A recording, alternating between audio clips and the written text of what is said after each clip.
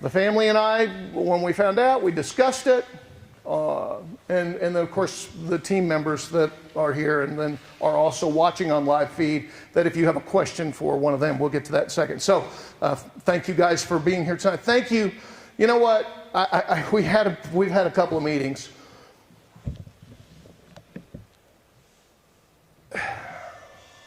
They don't want their community to hurt anymore. Some sitting in here tonight didn't know Tom Brown from anything. Never met the kid. Some of you in here knew him very closely. Your community has been hurting. We want that to stop.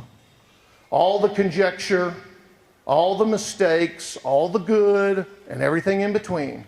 We're going to talk to you tonight about them. And then, after we're done with those three issues, y'all can sit down then. After those three, then we'll start with the media. We'll ask questions. The reason we're letting the media go first, they have deadlines at 10 o'clock, so they want to be able to uplink and be able to talk. We'll do media, let them fire questions at me, and then I hope you stay, because I want you to fire questions at me. I want you to tell me, Mr. Klein, I want to know, Mr. Klein, how did this happen? And if I don't know, I'm going to say, you know what? That's a Facebook rumor. It's a bunch of bull. Or I'll tell you straight up, yes, we know the answer to that. Now, let me introduce the senior team. This is the senior team. We've had 9 people working on this case, 9 investigators, great investigators, over 100 years of experience in the investigation world. And these are the senior guys. Now, first, I guess I'll introduce Trace. Where's Trace?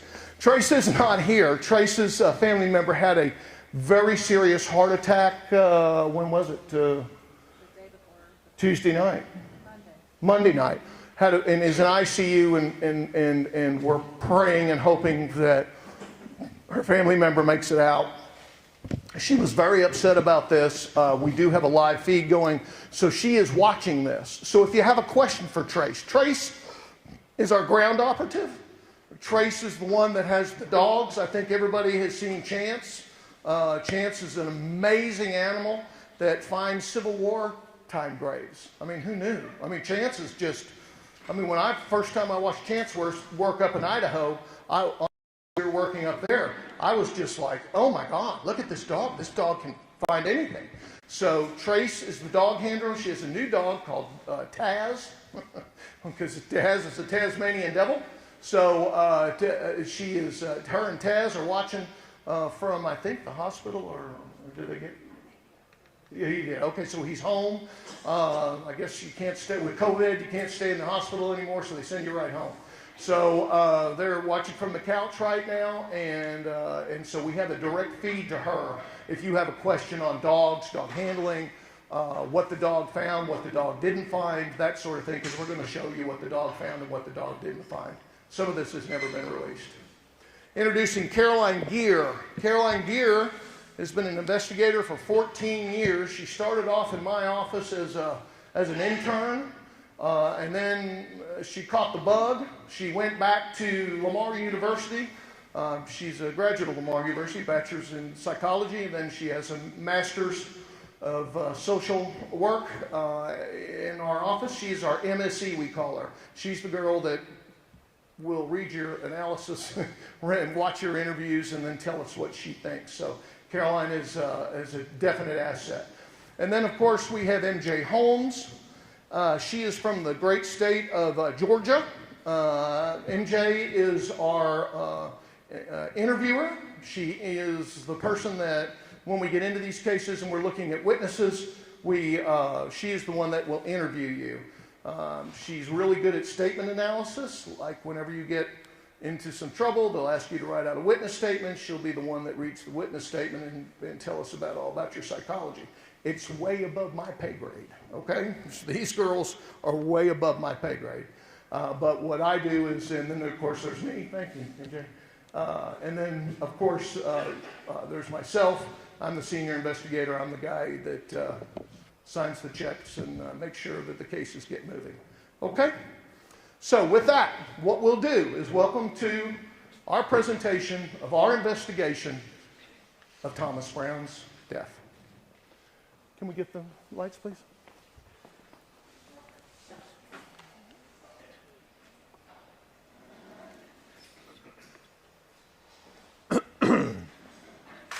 And I apologize, I've had a cold, so I'm going to try to do the best I can. We still cannot see. We need the back lights off, please. There we go. There's your friend and neighbor, Thomas Brown. Let's talk about Thomas. Thomas was a straight A student. Thomas was president of his class. Thomas played football. Thomas was an 18-year-old young man getting ready to launch himself into life. The first question I'm always asked in any interview that I do or any person walking in the street, and let me interrupt this because today we've had that experience again today. People walking up to us and saying, hey, thank you all for everything you're doing. We really appreciate it. If it hadn't been for y'all, we just tell them to stop. We're not done yet. So you can say that afterwards. But the wonderful people of Canadian, I think what's the name of the place? The Bucket? Is it where we eat sometimes? Alexander's? All these places where we go and where we eat. Y'all have been so wonderful to us. I mean, in knocking on doors and talking to people and doing over 150 interviews and sworn statements and everything else. I want to personally thank you on behalf of my team and the other 7 that are back home. I want to thank all of you for your hospitality. Canadian's a great place to live and a great group of people. So don't ever think that I don't think that, because that's not true. I love the people of Canada. Okay, let's go. Okay. This is the base timeline. I'm going to read the base timeline of this event. I'm going to go through it step by step so you can hear it, you can see it.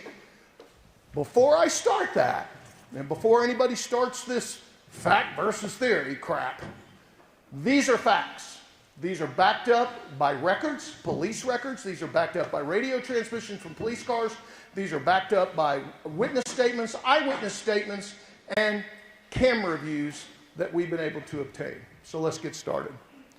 On November 23rd of 2016, from 6 to 6:15, Thomas left his house for the evening. This was the last time his family would have seen him.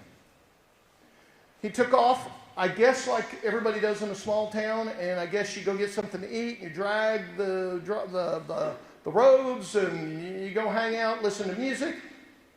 I wish for those days again. I think it's really cool. That's where Tom started. At 6:26, according to cellular phone records, fact, Tom sent a text to Penny. Hey, this is what I'm doing, this is what we're going to do tonight, etc. At 6:30 to 7:45, Tom was with Michael Castletine. Mr. Castletine was a resident of this community for a very long time. Mr. Castletine was a nice young man, had some issues, some family issues, nothing big, nothing horrible. Liked to smoke marijuana, probably passed around a few joints to folks in the community. How do we know this? Michael Castletine, when we interviewed him, told us about himself. Hi, I'm Michael Castletine. He wasn't scared. He didn't care. He was going to take back off to Dallas-Fort Worth first chance he got. 7:45 to 11:20, Thomas is riding around with Christian Webb and Caleb King. Now, Caleb King is the son of a very famous person in this town, and by the way, a great state legislator. I don't want to say anything about Mr. King. He is a great state legislator. He's the guy that represents y'all. Next time you see him, you ought to go up and shake his hand and say, great job. Christian Webb is a young lady, and we need to talk about Christian. Christian is a little young lady that her parents, the Webbs, own a thing called Flap Air. They've been an integral part of this case. In full disclosure to all of you, many did not know, we were, I don't want to use the word stalked, but we were followed around a little bit from some local people, wanted to know what we were doing in town and who we were talking to, etc., etc. So we were offered a ranch house out on the Webb Ranch. We based our headquarters there very quietly, very silently. We based our headquarters out there. We had a table we could meet at. We had maps up on the wall. All these things that we do. The Webbs were very nice. We like to publicly thank the Webbs for this. However, in retrospect, Christian Webb, Caleb King were two of the last people that ever saw Tom alive. Investigatorial-wise, it was probably a mistake for us to do that. We probably should have rented a place, Verbo, something, I don't know what y'all have up here, but we probably should. But that was our mistake. So I want to be full disclosure. Folks, I got nothing to hide. I want you guys to know the full ramifications of what we've done. At 11:25, here's where things start getting hot. Now, this is 11:25, the night before Thanksgiving. Fact. Thomas, Caleb, and Christian depart the middle school parking lot. How do we know this? Well, we know this by cell phone pings. We know this by the testimony, both sworn and unsworn, by Miss Webb and Mr. King. We've interviewed Mr. King 3 times. We've interviewed Miss Webb, I can't tell you how many times. Again, you always go with what you know. You interview the people, right, that last saw him, because it's that important. They'll know something you don't. At 11:28, here's where we get hot. Thomas swiped his debt card at Frank's gas station. He fills up the tank. Now you may say, what's so big about that? Well, when we found his car, we called Chrysler, and I can never say the second word, Daimler? We called Chrysler Daimler, all right? And we said, hey, look, this is a Chrysler car. We have a full tank of gas. We took a reading on the gas tank. We know how much gas is in the tank. Can you tell us the distance based upon your engineers' process? And they did. We gave them all the information. Their engineers came back to us within a week and said, okay, here's the X mileage. And we'll go over the mileage in just a minute. Here's the X mileage. Okay. So he fills up with gas. We know it's a full tank because of obviously the gas, right? And then this is where we start getting into this gray zone. When we first took this case 4 days after, and we'll talk about how we took this case, one of the things we wanted to know was, where's Frank's? Where's Frank's? Folks, we don't know your town. We don't know you. We're outsiders coming in. And so we look at it and we ask ourselves a couple of things. Okay, what's Frank's? Has there been any crime at Frank's, right? And I know I see some smiles out there. We don't have crime in our community. Well, you do now. But we look at the Frank's itself, and when we first got in this case and I introduced myself to the sheriff, the former sheriff, I said, look, I don't want to get in your way. You guys are law enforcement. And let me say this to you real quick. You know the difference between a law enforcement officer and myself? There's really none. He can arrest. I can arrest. Right? If I have a piece of paper from a judge, I can go arrest. That's the law, 1702. Look it up. The difference between us both is that he carries a gun with a badge and he can arrest people on the spot. I have to file a probable cause affidavit, etc., etc., etc. We all go to the same schools. We all have the same instructors. We all have the same everything, folks. That's what you don't know. We have to, by state law, and our licenses are under the Texas Department of Public Safety. I guess a lot of people don't know that because they look at my ID sometimes and they go, oh my God, you're DPS? No, we're DPS private security. We have to have the certain amount of hours. So we study very hard. We have to take tests. There's the queen of teaching right there. We have instructors that are just so great, but so do the police. So there's really no difference when it comes down to, quote, investigation. There's really no difference. There are some bad private investigators, real bad private investigators. I'll stand up here and look in the eyes and tell you, there's bad private investigators. I'll also look in the eyes and say, hey, there's some bad cops out there. These guys laugh all the time because they say, Ha ha ha, what are you going to put up on your mantle this week? What's on your mantle that week? Sheriffs, district attorneys, legislators, congressmen. I mean, I can go through it all of people that we've taken down because they're corrupt. We don't like corruption. And so one of the things we target if we see corruption is we report it. Hey, we need help, or hey, we need the OAG in here, or we need somebody in here. That's what we did. So there was a picture of Tom pumping gas. I walked across the hall to the chief deputy's office. He showed me the book. Mr. Klein, here's the book. Okay, let me look at the book. Open it up, and Penny hired us 4 days after Tom went missing because she had a bad feeling something was bad. She just had a bad feeling, uh-oh, something's not right. And so when we came in, the first thing we do, we don't know anybody. We trust law enforcement 100%. We support them. I'm the #1 guy down in Southeast Texas with the 100 Club. The only thing I haven't done is served on their board because I don't have time. I just don't have time. Well, we saw a picture of Tom pumping gas. I want you to remember that. We saw a picture of Tom pumping gas. We knew what he was wearing. We knew what he looked like. We knew what the car looked like. And we knew, of course, what we just talked about with Chrysler Delmer. After Tom swiped his card at 10:28, at 11:30, Tom responded to a text from Sage Pennington. How do we know this? Well, we know this because we have Tom's cell phone records. We've had them all along. We knew that at that time, Tom responded. Now, Sage is a young lady that, I guess, Penny, how do I describe it? They had a relationship, yes? Boyfriend, girlfriend. Was it serious? Yeah, I guess it was a little, but they broke up.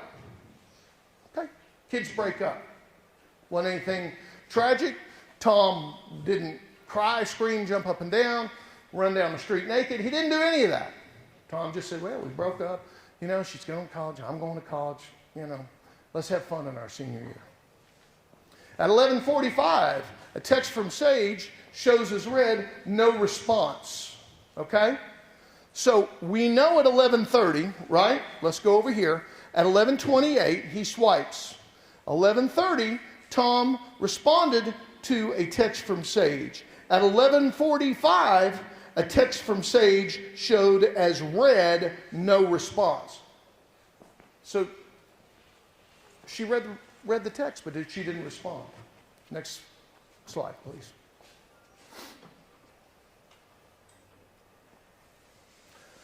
Here's where we go bad. 12:03, Penny texts Tom. Now, they have a strict house. Always had a strict house. How do we know this? That's a fact. Penny and Chris said, look, your curfew's 12 midnight. You're 1 minute late, you got problems. How do we know this? From the 70 some odd interviews we did with kids in your community.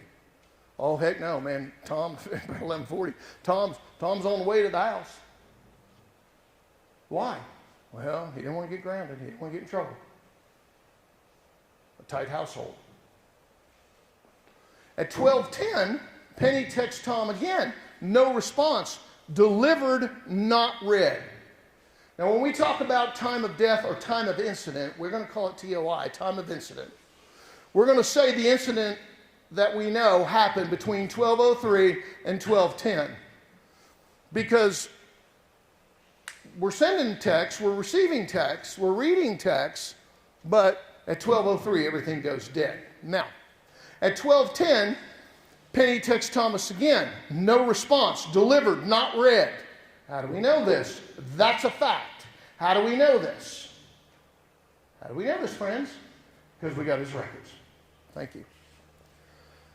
We got secondary records from the cell phone company. Now, a quick lesson, about a 1 minute lesson in cell phones. Everybody in here's got a cell phone, right? Right. There's a thing called triangulation. The new technology. It was brand new back in those days, but now it's, boy, we can do things that you'd cry. And each cell phone tower has 3 antennas. The new 5G system is 3 antennas. That's why they're trying to push y'all to get their cell phones and get new ones, because they want everybody up in the 5G system. So there's three. Three on one side, three on their side, three on the other side. Okay? It's called triangulation. They can triangulate your location if you have your locator on. They can triangulate your location within 2 feet of where you are. Great technology. But back then it wasn't so good.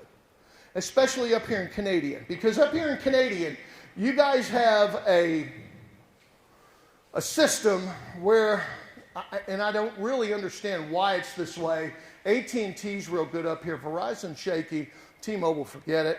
But what we have is we have towers in different cities that triangulate around. When one tower gets real busy, right? When one tower gets real busy, your system shuts down here. Or sometimes it shuts down.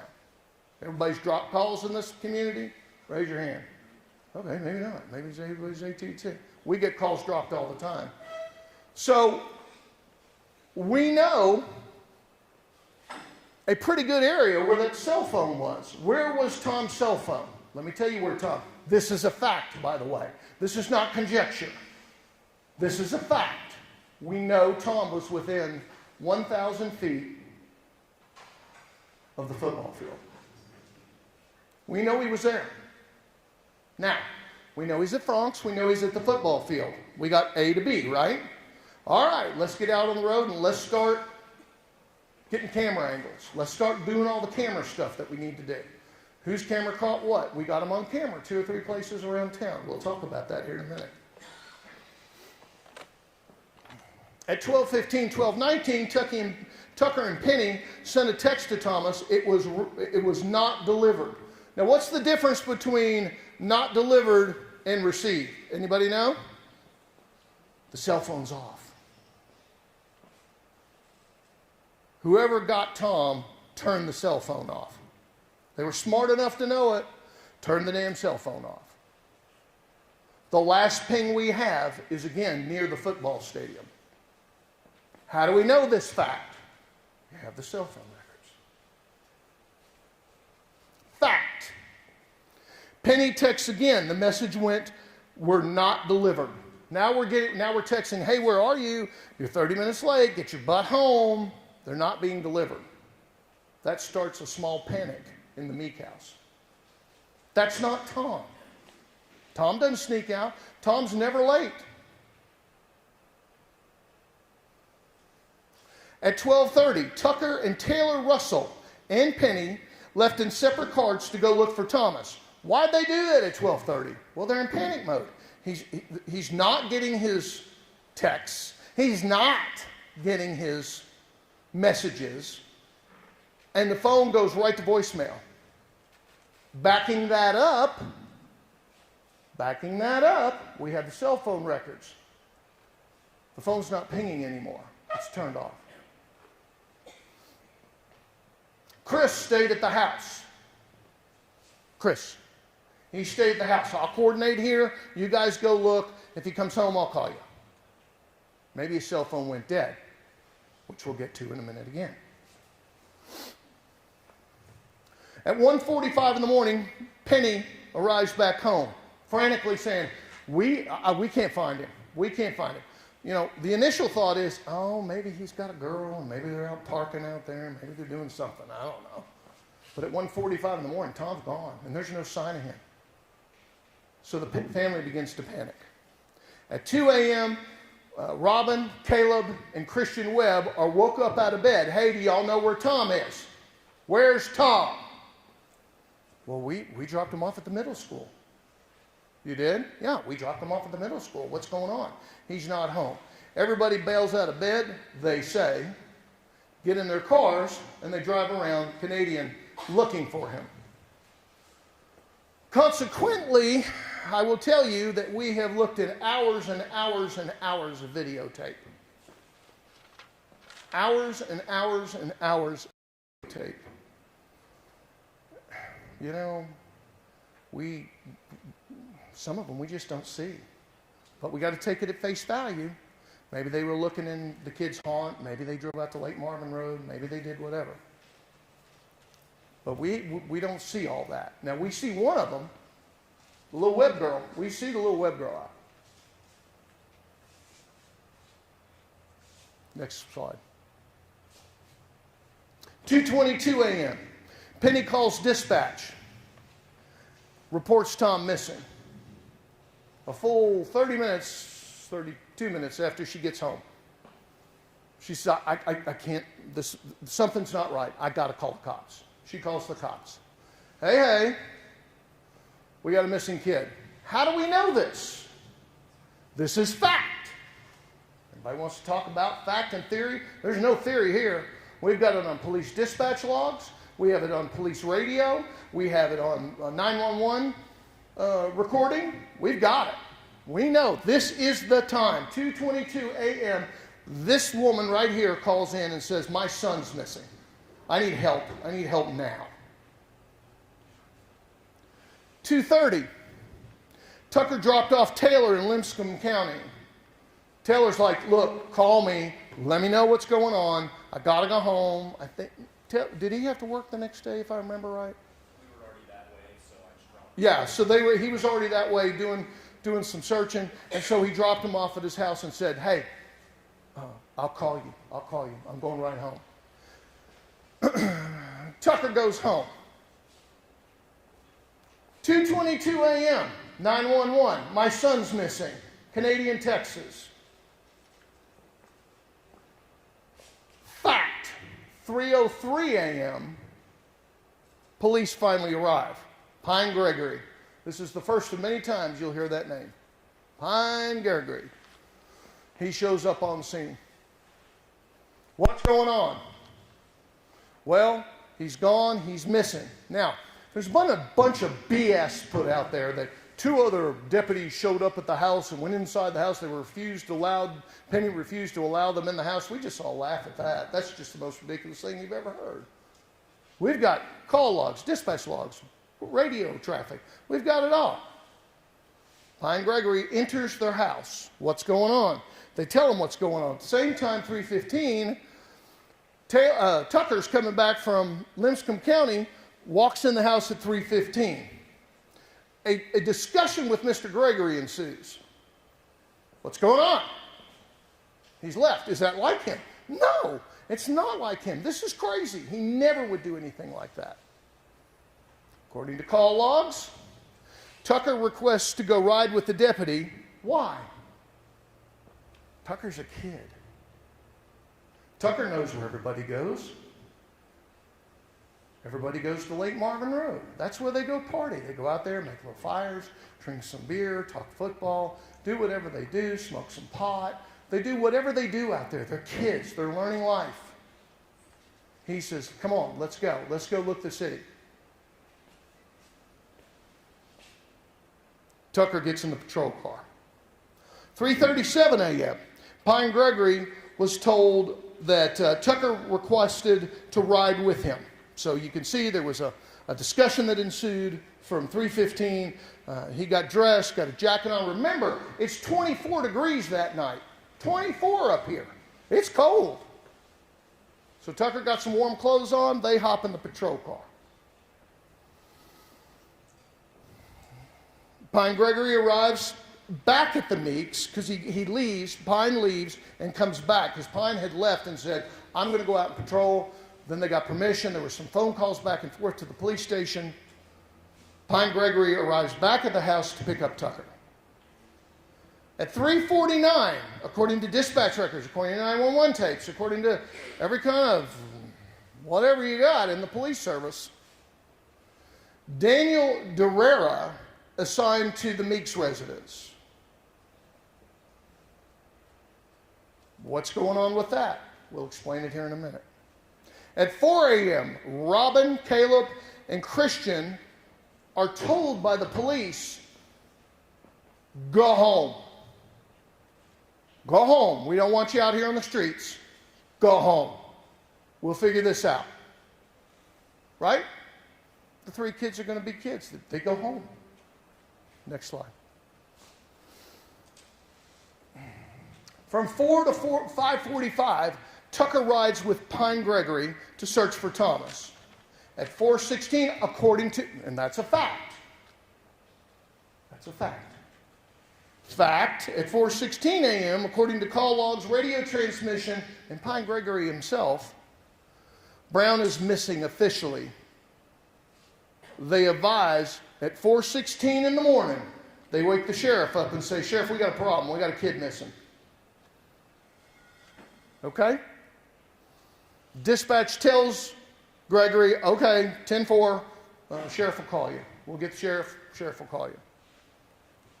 At 5:33 a.m., according to dispatch logs, radio transmission, all the other good stuff, Pine Gregory is unable to locate Tom, advises to go off duty, and the sheriff is coming on duty. Sheriff's taking over. I got this. 700, that's his radio number. Sheriff's got it. I'm in this thing now. At 5:56 a.m., right where you're sitting right now, a camera on the side of the building picks up Tom's car, driving right down here to the water plant, taking a right and going up on a hill just south. And how many yards? 50 yards? 50 yards from this apartment complex over here. Lights turn off. That's it. Camera doesn't pick up anything else. 6:09, unable to locate 700, will come out. So they're putting out radio transmissions. Hey, look, we can't find Brown. We need 700 out here. Get him out here. That's at 6:09 a.m. At 6:15 a.m. to 7:30, Chris gets up, is sitting in the living room and says, this is BS. I'm going to go look. Chris gets in his car and starts to go look. How do we know this? Where they used to live on top of the hill, there are cameras at different convenience stores, different businesses. We all see Chris leave. At 6:16, according to dispatch records and everything else that comes with it, radio transmissions, etc., Nathan Lewis is assigned by the dispatchers and put on the record for the missing persons. He's en route. At 6:21, I want y'all to remember this. At 6:16 a.m., according to the records, I'm in service, en route. 6:21, according to Nathan Lewis, is in service. So we got our first discrepancy. We're en route. Oh, no, well, I'm in service now.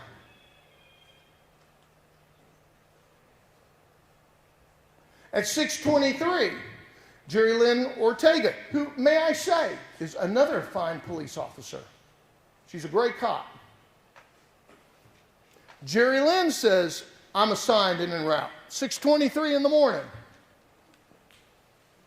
She gets on the street and starts looking around.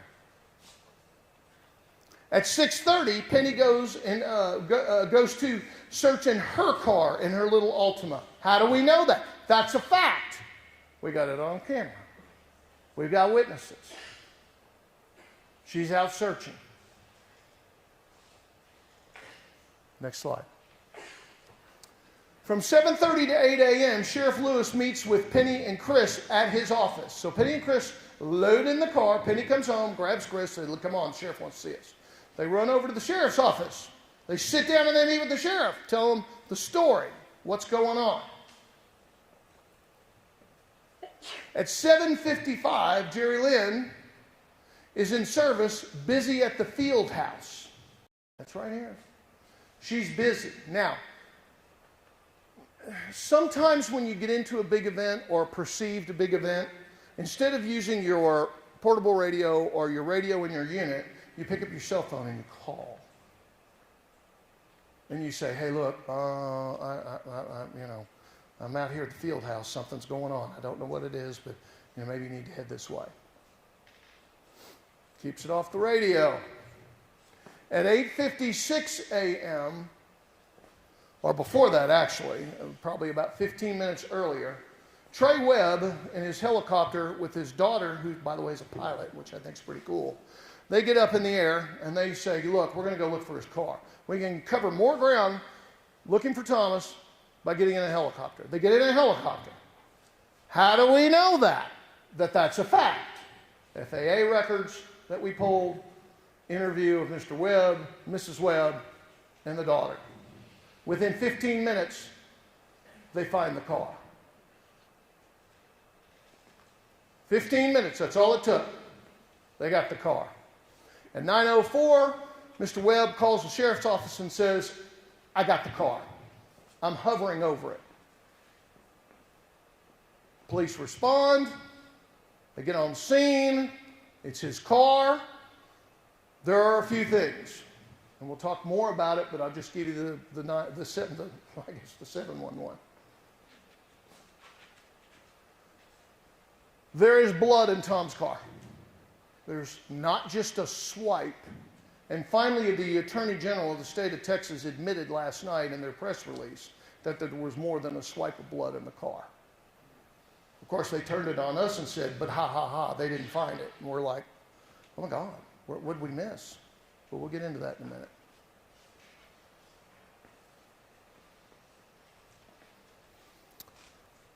The car sits there, and next to the car, we got the passenger side window open a little bit, the smell of marijuana inside the car.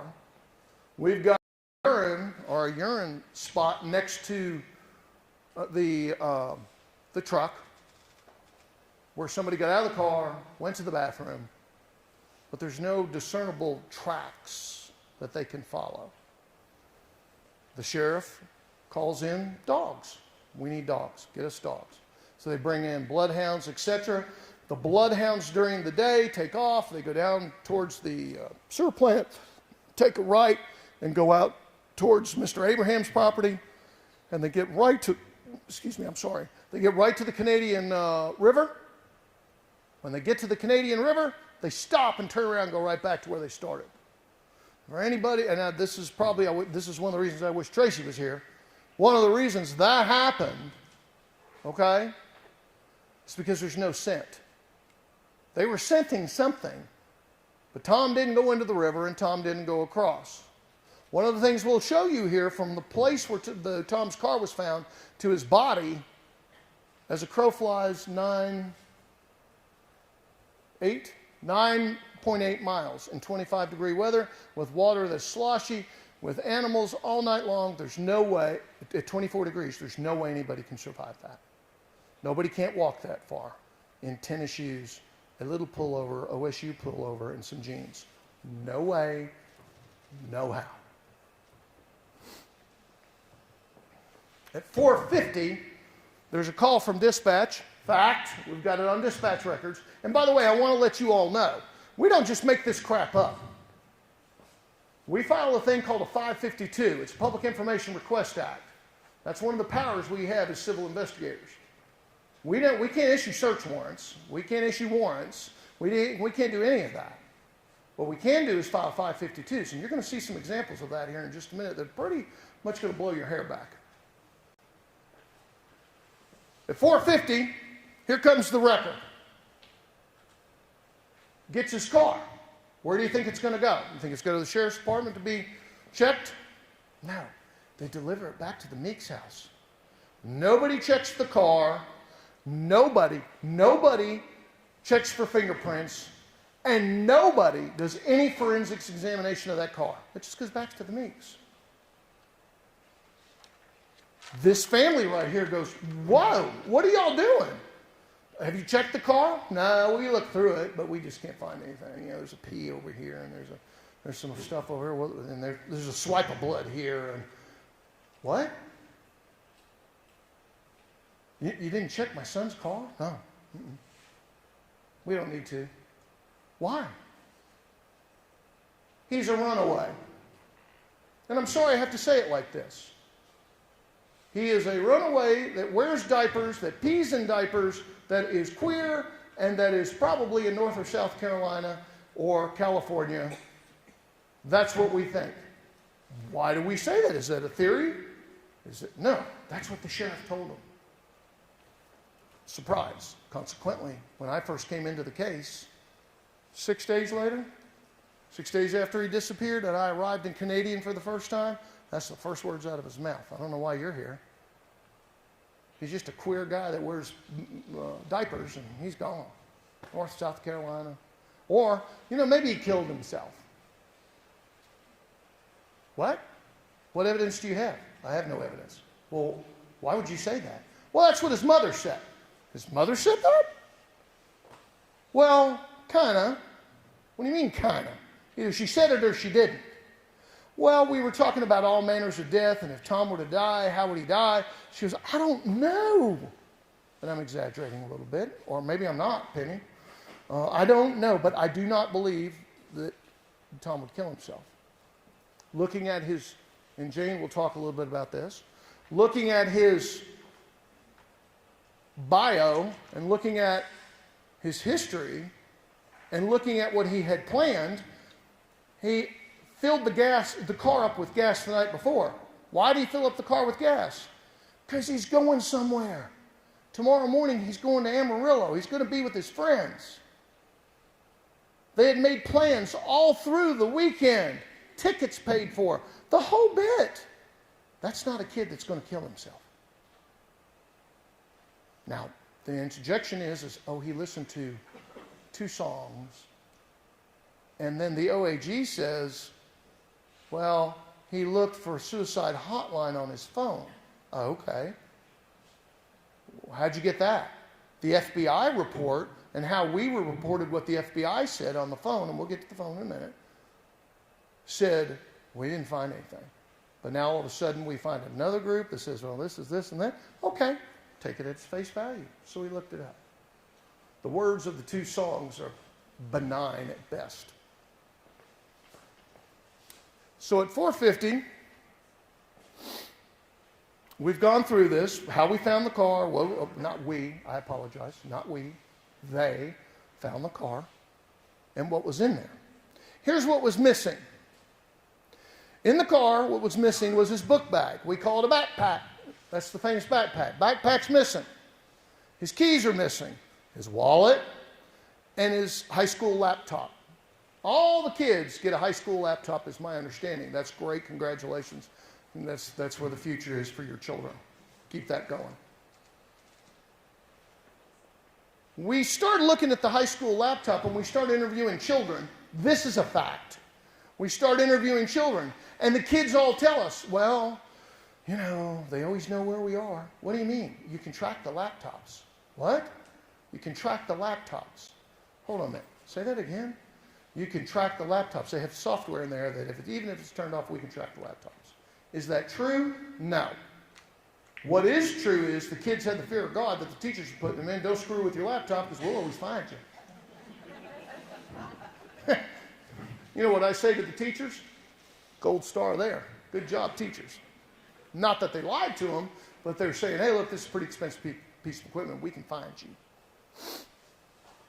November 24th, 2015, secondary search over a 6 square mile area down by Lake Marvin Road to the north, okay?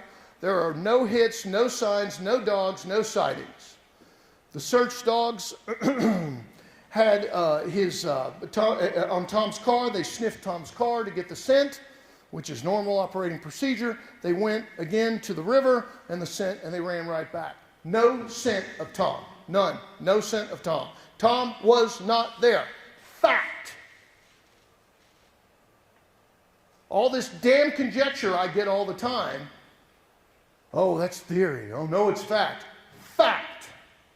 Not one dog, and there were a bunch of dogs, and there were some really good dogs. Texas Department of Wildlife, they brought their dogs in. There were some good dogs out there. No scent of Tom. Next picture, please. November 25th, teams came in with searchers, over 100 people, and they grid searched, and it was completed, and sonar searched, deer stands were searched, no Tom. November 26th, searching in the same area, found nothing again. November 27th through 29th, horseback searches, nothing found. November 29th, the Meeks hire Klein Investigations and Consulting. Hi. I want to stop for a second, and I want to tell you about that phone call. I was somewhere. I don't even remember what happened to Caroline. She's gone. Oh, there she is. I was out of town. Caroline buzzed me on my cell phone, said, we got an emergency. I said, oh, what's the emergency now? We got a missing kid, 18 years old, up in Canadian, Texas. I said, where the hell's Canadian? She goes, up in the Panhandle near Amarillo. I said, oh, that's beautiful country. She goes, yeah. I said, how serious? She goes, from the story I've been told, it doesn't sound good. It looks like we're going to be looking for a dead one. I said, oh, no. You know, I wake up every morning thinking, you know, when the phone rings and I look and I see it's the office and I go, oh, God, please, God, let it be a live one. I say, okay, let me get Miss Meek's phone number. I talked to Penny. Sitting out on my back porch, I said, Penny, my name is Philip Klein. How can I help you? I didn't interject myself in this case. I was requested to come into this case. She goes, I understand you just found, and we found somebody. Who did we find? Down in Mexico. We just extradited them from Mexico, brought them in. She had seen it. She goes, I saw you on, I think it was, what was it, ABC or something you saw me on? Or, I don't know, some story they did on me.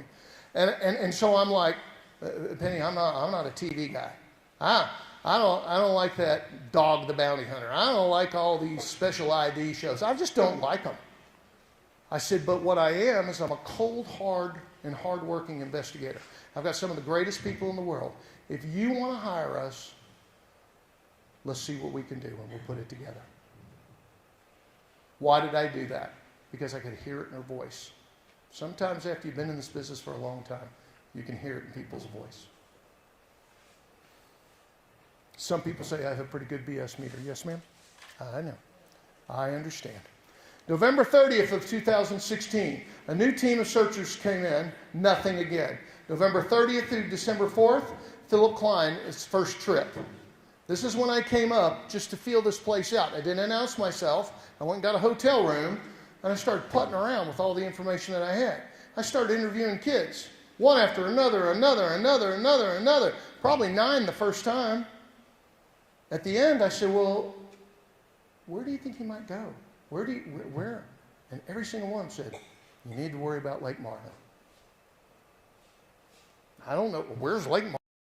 Go out Lake Marvin Road. Oh, okay. It wasn't until the 4th or the 5th one that I kind of went, uh-oh, something's up here. December 2nd, the Chris Samples show, a pack of bloodhound dogs were tracking. And the quote from, I guess this is the sheriff. Yes, this is the sheriff. We want to make sure that we get the eastern side of the county searched. Whatever that means, I don't know. You go with what you know. I understand the sheriff was young, inexperienced, could write a traffic ticket, but probably couldn't handle a homicide case. I get it. Next one. Oh, there it is. Okay. So on December 31st, here comes the team. Jane Holmes, right there. Caroline Gear, right there. Here they come. We all arrive, and we start the interviews. And we're confused, because all these kids are saying the same thing. What are they, a choir? Have they all rehearsed it? What the heck? But they're all telling us the same thing. That's a fact. That's not conjecture. On January 27th of 2017, the backpack was found. Jane is going to talk to you about the backpack tonight. She's going to talk to you about the guy that found the backpack. Probably one of the most honest young men I've met up here. And we're going to let you tell him what he said. April 20th and 24th, Philip, Jane, Caroline, Tracy, the sheriff, and the ranger asked Chance, we have a meeting on April 21st. Up at the sheriff's department. Ranger Smith is there. Sheriff is there. We're there. Clapp is there. Sheriff Clapp now, congratulations to him, is there. Everybody's there in this meeting. We have a big round table meeting. Everybody rocking back and forth in their chairs. Y'all just have nothing but theory. We're like, what? We're not even to a theory yet. We're working on facts.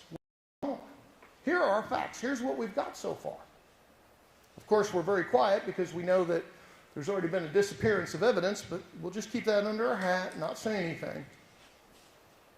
We asked the sheriff, there's one of the most talented dogs in the United States of America.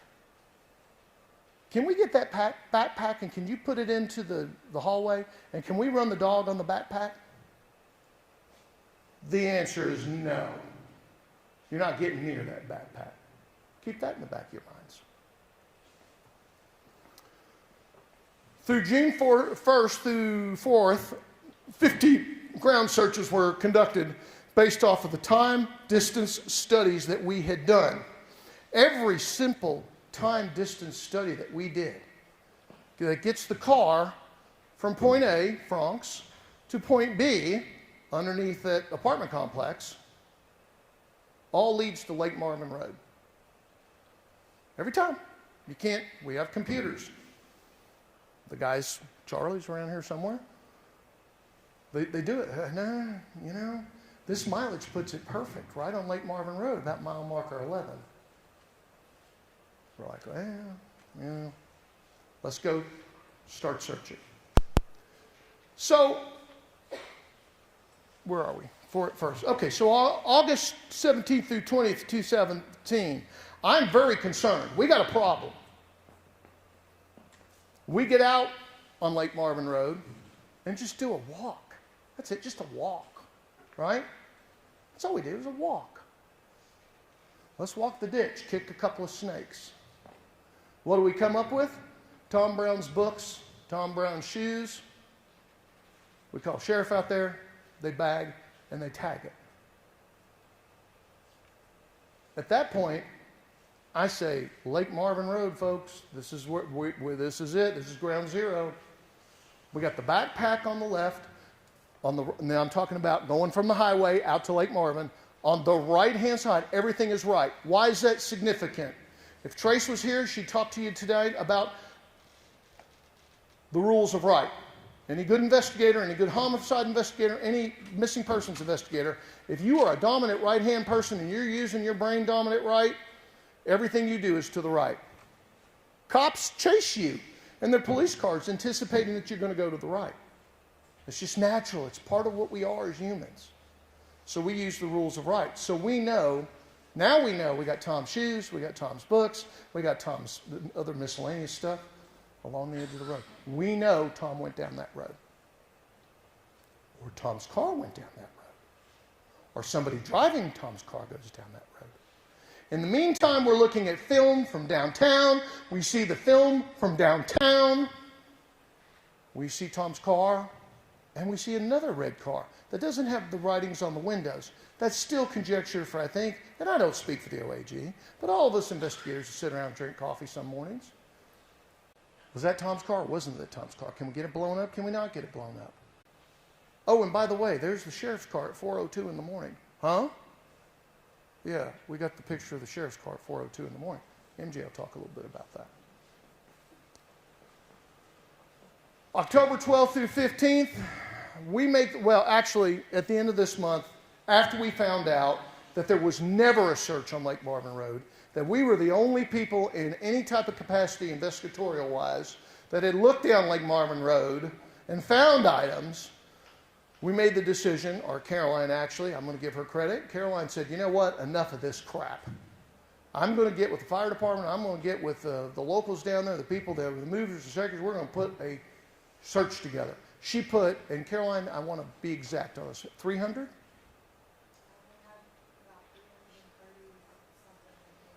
330 searchers showed up, and this was out probably of 500 people that applied to go search.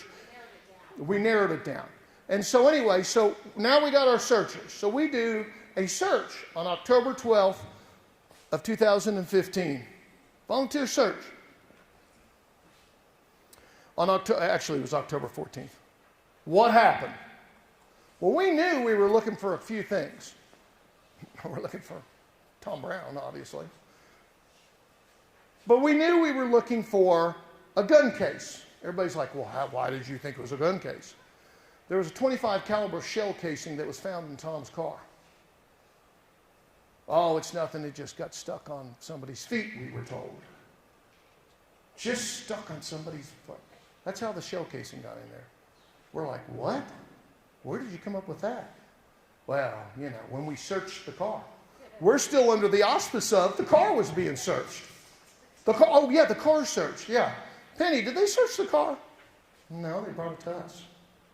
What? The car still hadn't been searched, but they were smart enough to back that damn car into their garage and not move it. They listened to us. Don't touch the car. What else were we looking for? Well, we found a gun case. Happened to be a .25 caliber gun case. Imagine that. And we found some of Tom's books. We found more of Tom's books. School books, you know, math, that sort of thing. Next slide. And by the way, let me interject. Those are all facts. They're not conjecture. Those are facts. November 21st, 1 year anniversary. We all fly up here to be with the family. They had a turkey trot for Tom. We wanted to be here because we know how hard it would be. We broke bread with the family at a very nice little restaurant, had a wonderful dinner. The tears were flowing. The prayers were said. It was 1 year. I was not going to let this family down and not be with them on Thanksgiving, and neither were any of these guys.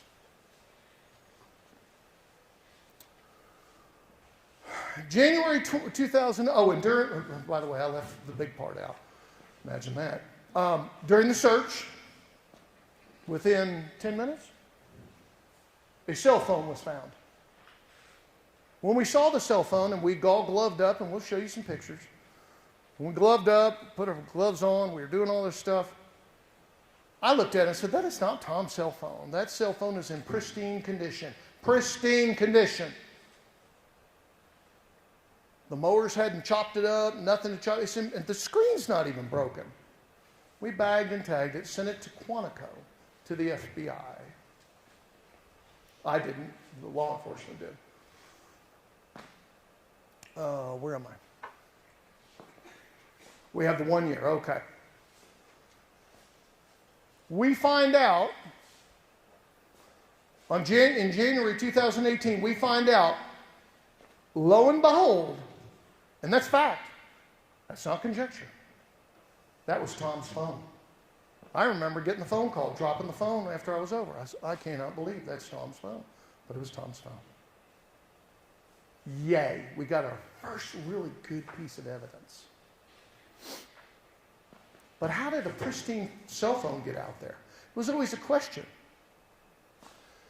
During this time, the Meeks are brought into Nathan Lewis's office. We're going to play, do we have that audio? We're going to play an audio of what he said about me to the Meeks. Isn't it a coincidence that Philip Klein puts this massive search together and they find a pristine phone? I'm not saying he did it, but we'll play that for you.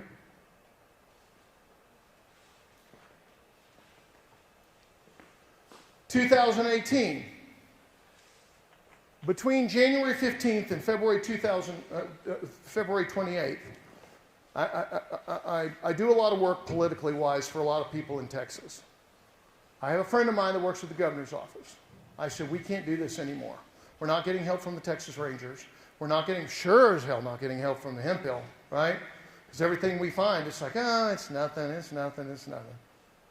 I called the OAG, Paxton, General Paxton's office. I said, General, I didn't say that. I said, tell the general we need help. This is a big case.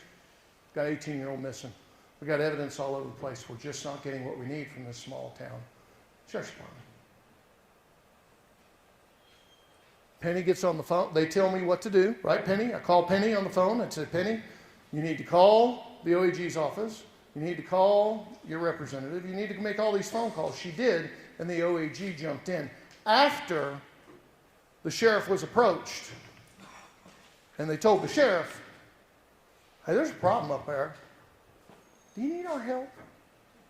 And he did the right thing. He said, yeah, I do need your help. Sergeant Rachel Cady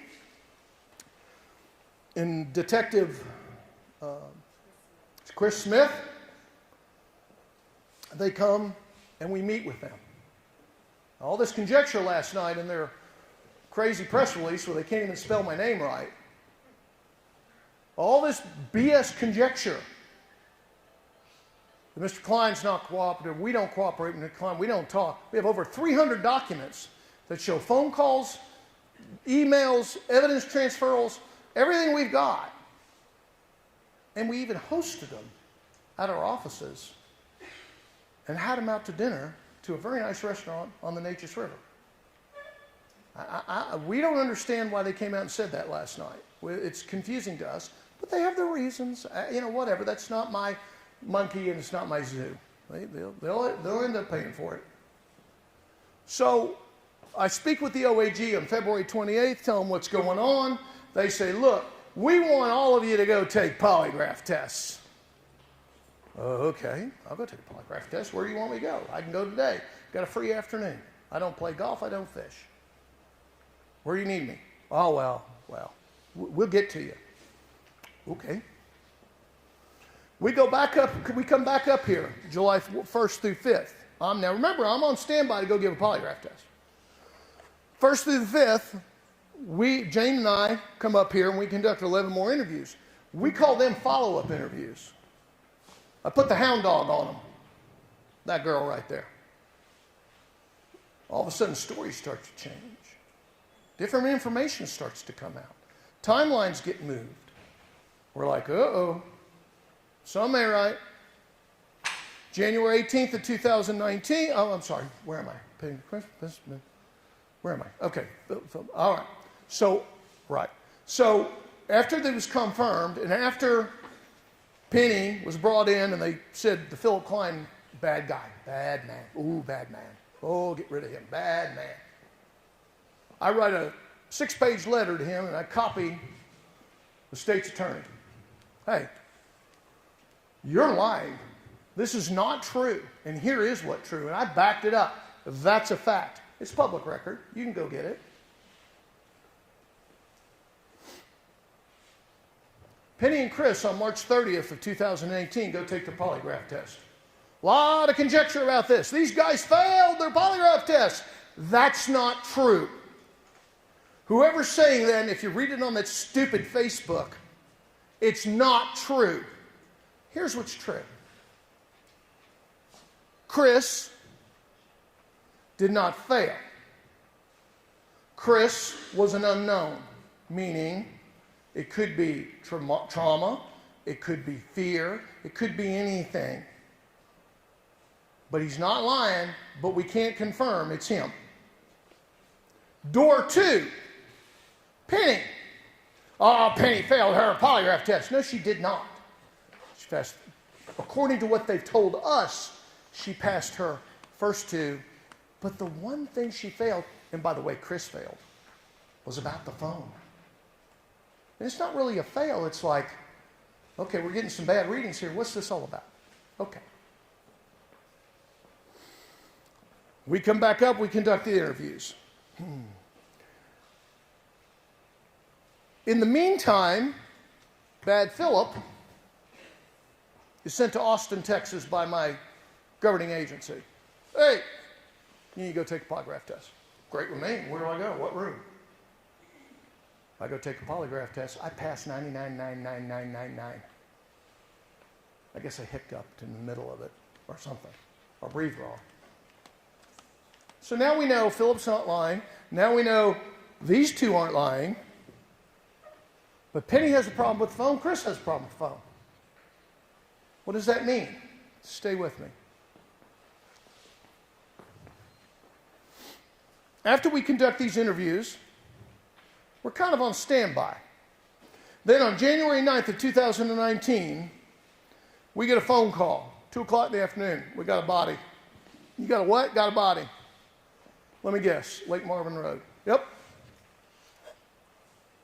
Now, the interesting part of this, we were told on the searches that we did, including the one with the 300 people, not to search from mile marker 11.5 to the dirt road. Don't go down there. We got a drug operation going on down there. They're cooking down there. Well, we don't go down there. No, you don't want to burn our undercover guys. You don't want to. And We, being patriots, you're right, we don't want to burn you. We don't want that in kids' bodies or people's bodies. Meth kills people. We don't want that. So, what happens next? Where was the body found? Mile marker 12-0.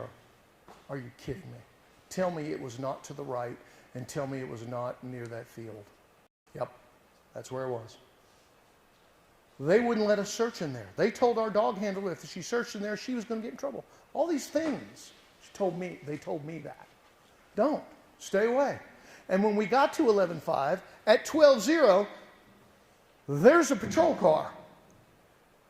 Pine Gregory's in the patrol car facing us to make sure that we don't get in that area. We respected that. I know a lot of you don't like to hear that, but it's the truth. On January 18th, 2019, tip came in that, and here's what we were told. Well, who found the body? That was my first question. They said, oh, just some guy out there looking for deer shed. What? Looking for deer shed? What the hell is deer shed? I'm a deer hunter. Oh, that's when the deer's antlers fall off. Oh, why do you do that? So you can rattle. Oh, okay, well, I get that. We're thinking innocently enough, just deer shed.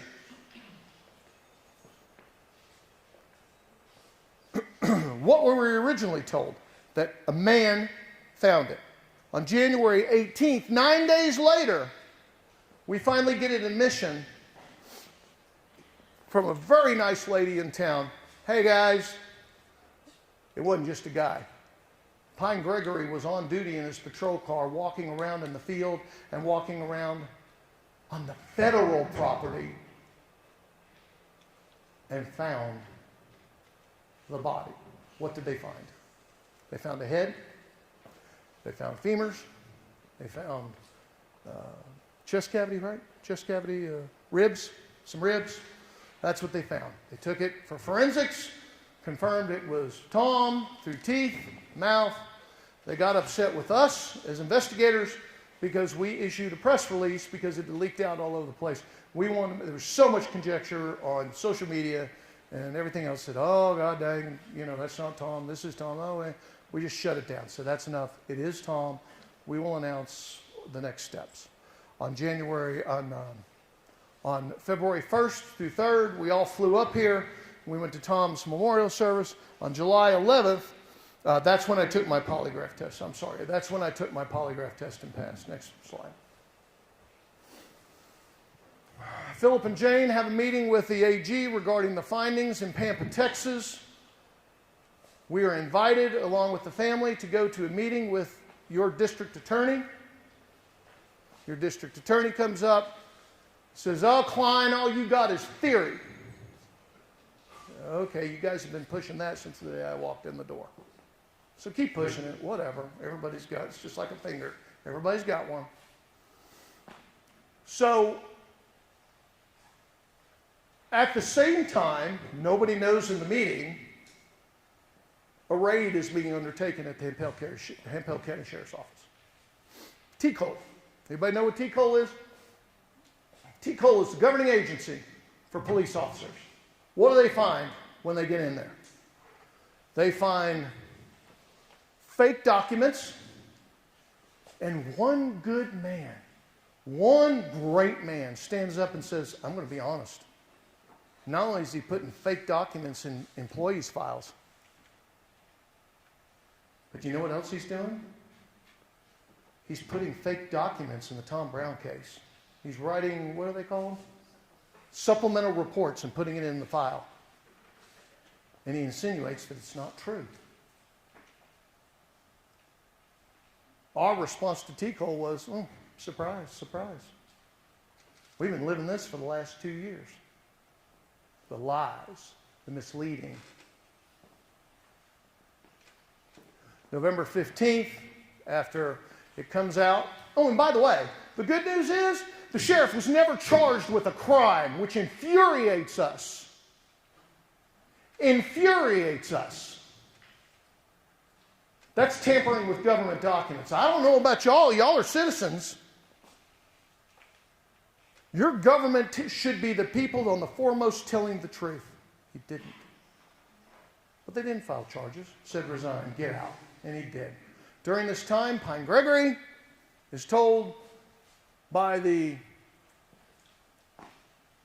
I guess y'all, up here y'all have county attorneys, told by the county attorneys we're not accepting any cases from Pine Gregory anymore, and we're considering not assigning any cases or accepting any cases from the sheriff. Why? You can't have a liar as a sheriff, because any good defense attorney is going to walk in the first day, put the sheriff on the stand and go, you ever lied? Huh? You ever lied? Well, I didn't really lie. Oh, really? Well, let's do this. And start on him. And I'll guarantee you, any jury, y'all are the jury tonight, any jury would kick his little butt out. That's a fact. On November 15th, after tremendous amounts of pressure from the public, the sheriff resigns. During this time, one good cop that reported the sheriff, being the chief deputy, Brent Clapp, was fired from his job for being honest. Telling T. Cole what they were doing. He got fired. Your county commissioners, and I don't know if there's any county commissioners in here, but I got to shake your hand if you're here tonight. Because I guarantee you, they stood up and said, no, we're not putting up with that. Brent Clapp, you can have your job back, sheriff's gone. Brent Clapp, during this whole thing, has been one of the most honest lawmen that I've worked with in a long time.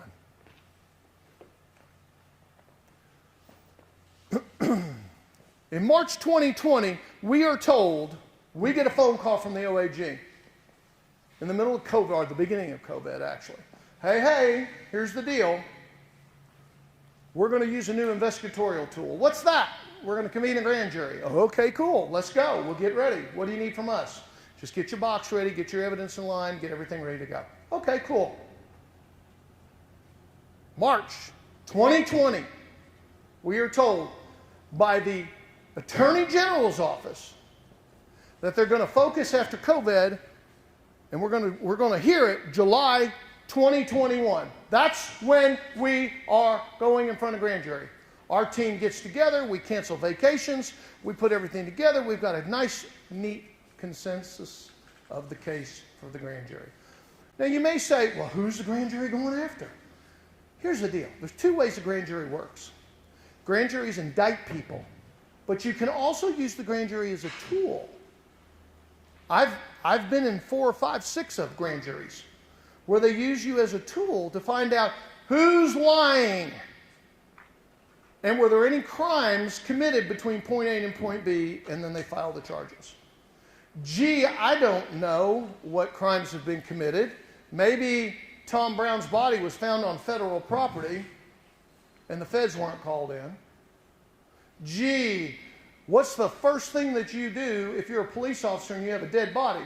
Does anybody know? Yeah. You call it JP. He's the inquest man. He's the guy that's supposed to keep everybody honest. No, JP was called. That's a violation of, what is it, 4709? That's a felony in the state of Texas. Did any of the police officers or the rangers or anybody, were they ever questioned? Did anything happen? Absolutely not. That's a problem, folks. Hey, folks, that's a problem for you all as citizens. I'll repeat it again. One honest cop, Brent Clapp.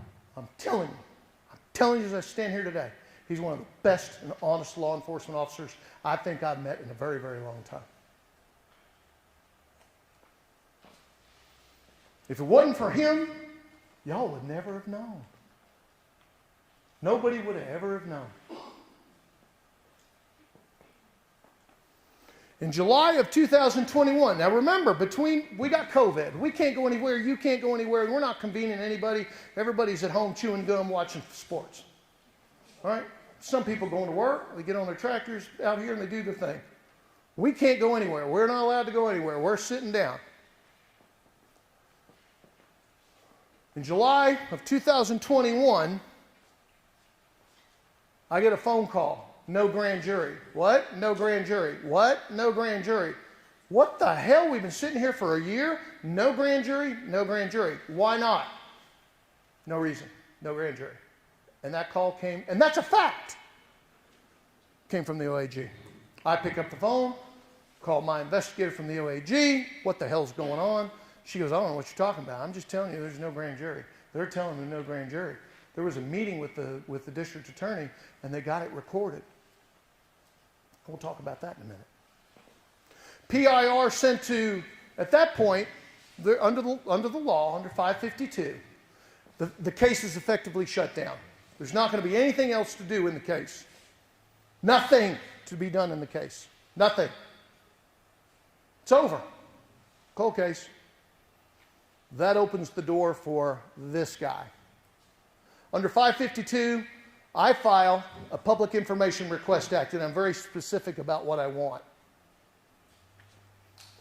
On July 9th, your district attorney sends me a note. He has no records.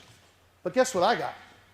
I got a recording of the district attorney talking to two ladies that says, opens his side desk drawer and pulls out a disk and says, I've got almost 1 terabyte of information. Wait a minute. 1 terabyte? You just told me you got no records. What the hell's going on? What's going on here?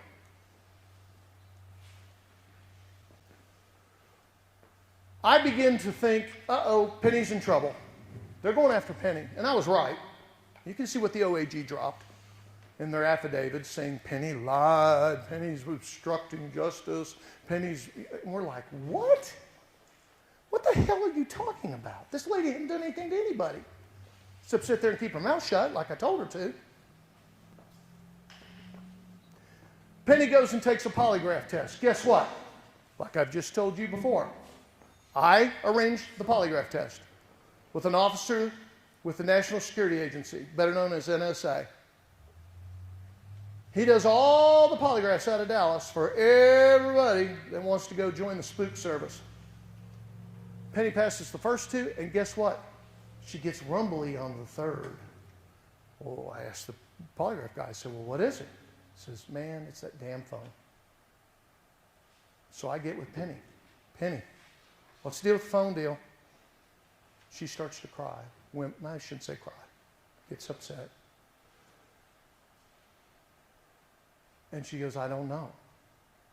So I called the polygraph guy back. I said, look, there's got to be something. He said, I sat her down for 1 hour and 30 minutes, and we talked about the phone. I never knew that Penny was still calling that phone number and leaving messages for Tom. He said, Philip, I'm telling you, that's post-traumatic stress. I'm passing her on 1 and 2, and you know what? I had to give her a pass on number 3. I'm not going to say it passed because that wouldn't be fair, but I'm going to say it was emotional distress. That lady right there was texting her dead son's phone. I love you, Tom. I love you. We miss you so much. On the phone, leaving a voicemail. I'll take that any day of the week. I'm sorry, man. I know you're upset. I'm sorry. That's a fact. You see, folks, now you're hearing the other side. That's what was going on. Do we have any Kleenex at all? All right. Next slide. Okay. This is a clip taken from the T. Cole investigation via PIR. This is fact, not conjecture. What's the other word they like to use? Fact and theory. Theory. This isn't theory. This is what T. Cole said. I'll read it to you. Clapp, who's now advised he never brought up communications field training with Lewis. Clapp was further asked why he thought Lewis fabricated the documents and stated because he thinks that that's what happened. Clapp said, here you go, folks, fact. Not Philip Klein, fact. Clapp said It wasn't the outside of a realm of Lewis fabricating a document because he had manufactured supplemental for a missing persons case, Tom Brown, a year and a half after it happened.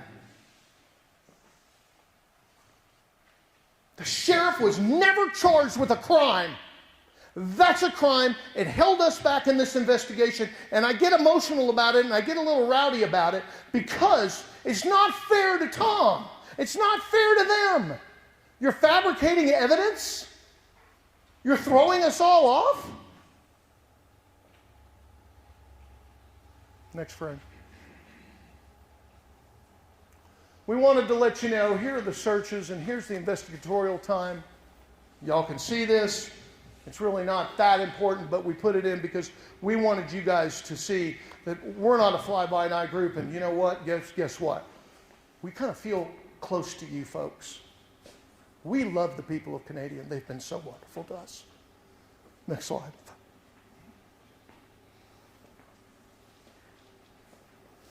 This is a log from Trace Sargent.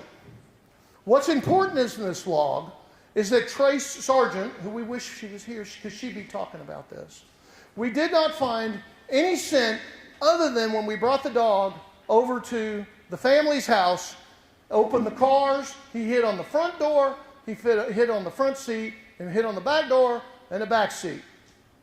After this amazing report that was put out by the OAG, I don't know if I've said it yet, but I'm going to say it now, which was one of the most amateuristic reports I think I've ever read. If she worked for me, I'd fire her. The dog is confirmed to hit on the car. Front and back seat. Y'all think about that. Why'd the dog hit on the back seat on cadaver scent? Why wouldn't they let us run the dog on the backpack? I'll tell you why. It's a fact he always kept his backpack in the back seat. It's a fact that the dog hid on the back seat. I don't know. Y'all come up with your theory. I know we got ours.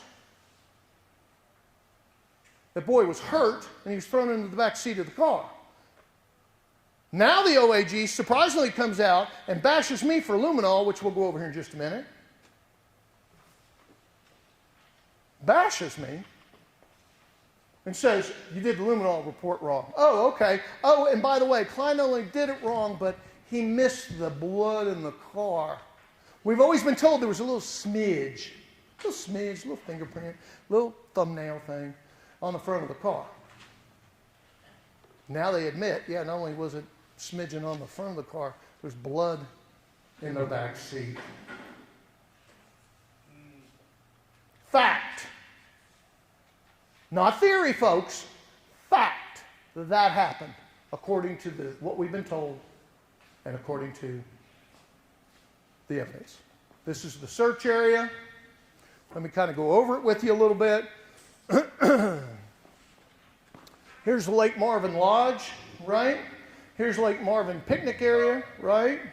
And this is where the cadaver dogs searched. We started along the levee and we worked our way back here until we were met. Where is it, Caroline? Right? There it is.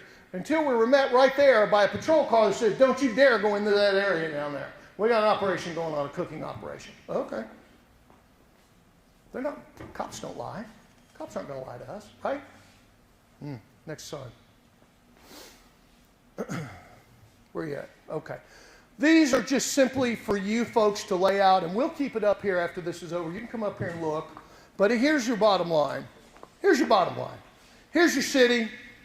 There's Lake Marvin Road all the way down. There's where the backpack was found. Sorry, I just tripped over something. Here's where the backpack was found on the left-hand side of the road, and down here is where the body was found.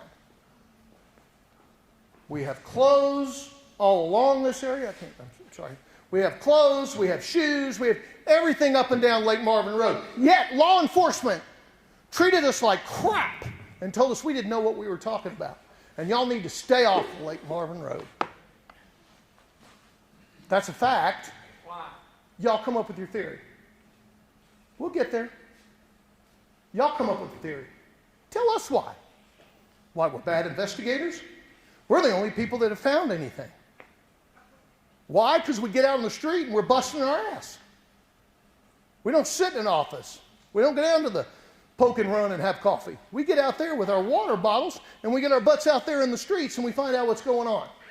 Next. All right. A lot of conjecture here. Let's see. How do we explain this? All right. So here's where we are right now. Y'all see that? Here's where we are. Oh, can y'all see that over here? Here's where we are. Here's where the car is. The car is down a slide area on the bottom of a dirt road. Next. Location of the backpack. The backpack was not thrown from the road like some people say. That's the most ridiculous thing I've ever heard. Unless you're Hank Aaron and you got a great arm. Or the Houston Astros, whatever. The bottom line is somebody pulled right in here in the fence and somebody placed the backpack. There's a fence line that runs like this. Place the backpack. Go. Oh, by the way, that's fact. That's not theory. Now, Penny, I'm sorry I have to do this, but I'm going to do it. These people deserve to hear it.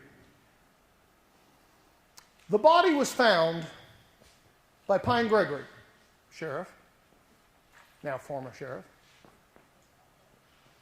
He was hunting deer shed. OAG says 9 o'clock in the morning. We heard another story by somebody else that was out there, said no, it was late in the morning. He was out tooling around while he was on duty. The body is found here. If you, as a crow flies, okay, there's a clump of trees right here. As a crow flies, it's probably 50 yards. Yes? 50 yards? 60? Not that far? What is it, 25? 25 yards, MJ says. The debris field, again, I'm sorry. The debris field consists of a skull, a femur, rib cage, humerus, and some other bones. As well is found his jeans, a pullover, shoes, driver's license, and I think a key, yes, key. I think a key was found in the pocket. 36% of his body was found. 36. The animals got the rest.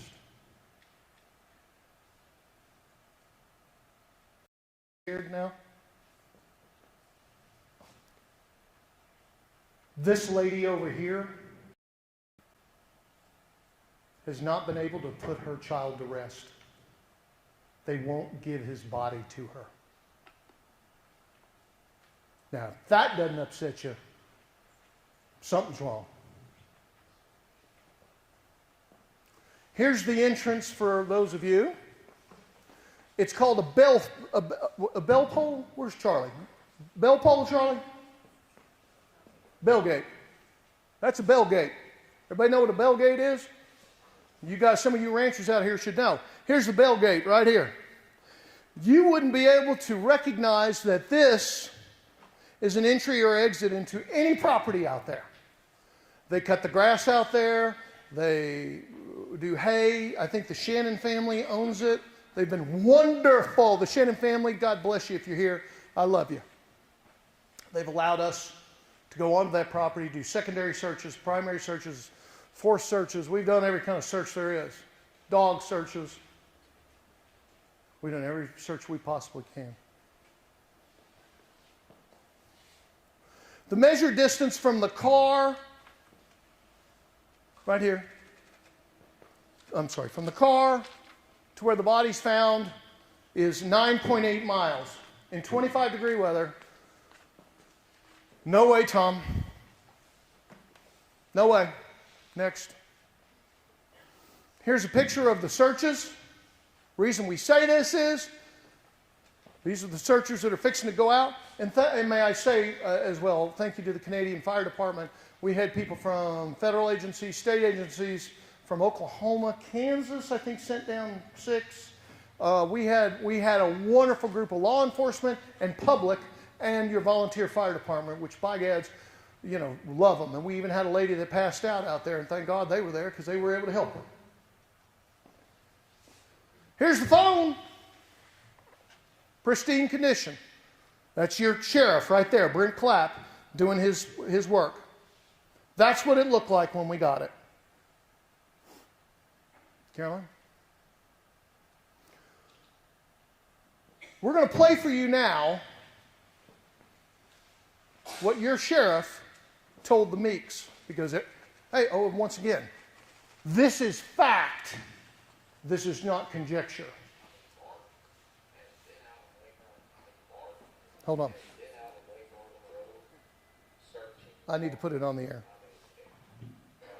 Can you turn it up, Charlie? Here, Charlie? Technical difficulties, sorry.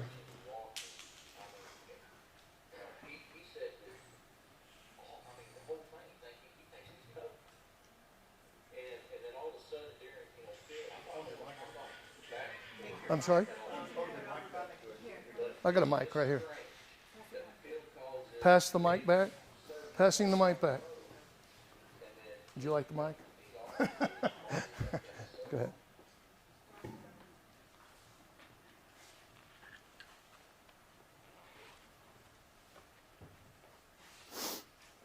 Hold on, we'll get it in just a second. Because you need to hear this.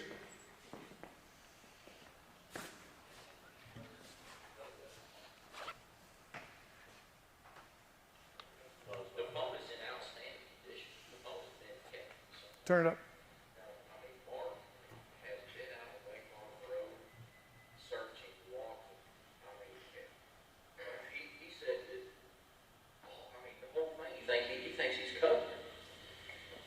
And then all of a sudden, during Phil, I'm not bashing Phil at all, period.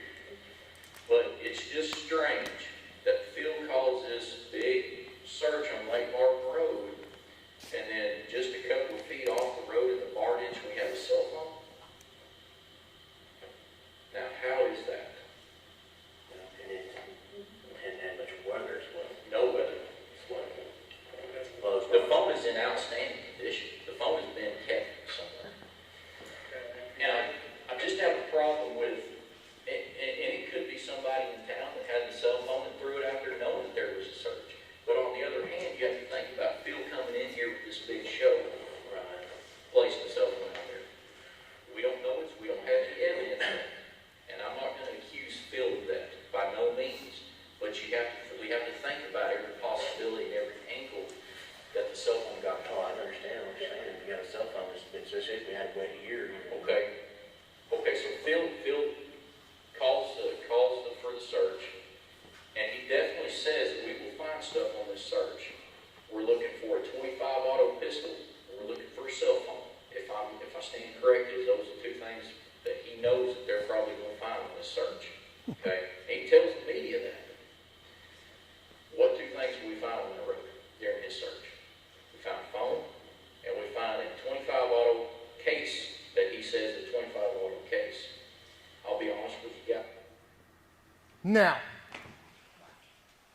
you know why we found it?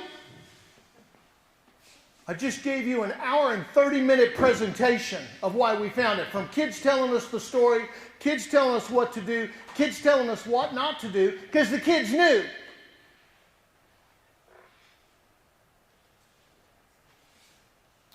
Let's go to November 2017. After we finally learned the truth that Tom's car had never been searched. Go. Luminol is a product that you can spray inside a car, and you use what we call a blue light. We are all trained in how to use a blue light.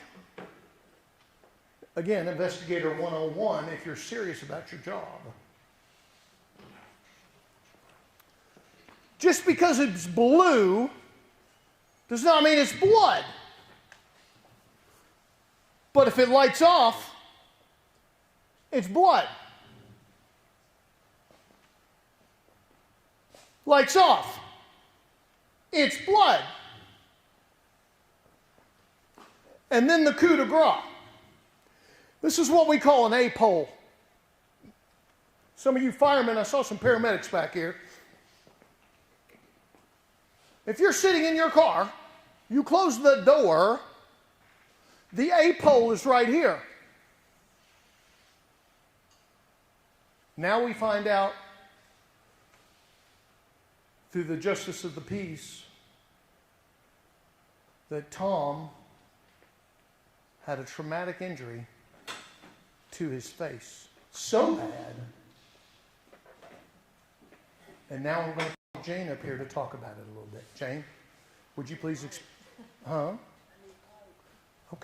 we'll give you a little light. Jane's going to talk to you about the traumatic injury to Tom Brown's face. That is fact. It's not a theory, it's fact. Now we're going to give you fact on the injuries to Tom Brown. Go. I'll do it. I'll do it. Where's my phone? Oh, it's in my pocket. No? Yeah. You're going to have to speak up into the mic. I'm sorry, can you guys hear me? Yes. Okay.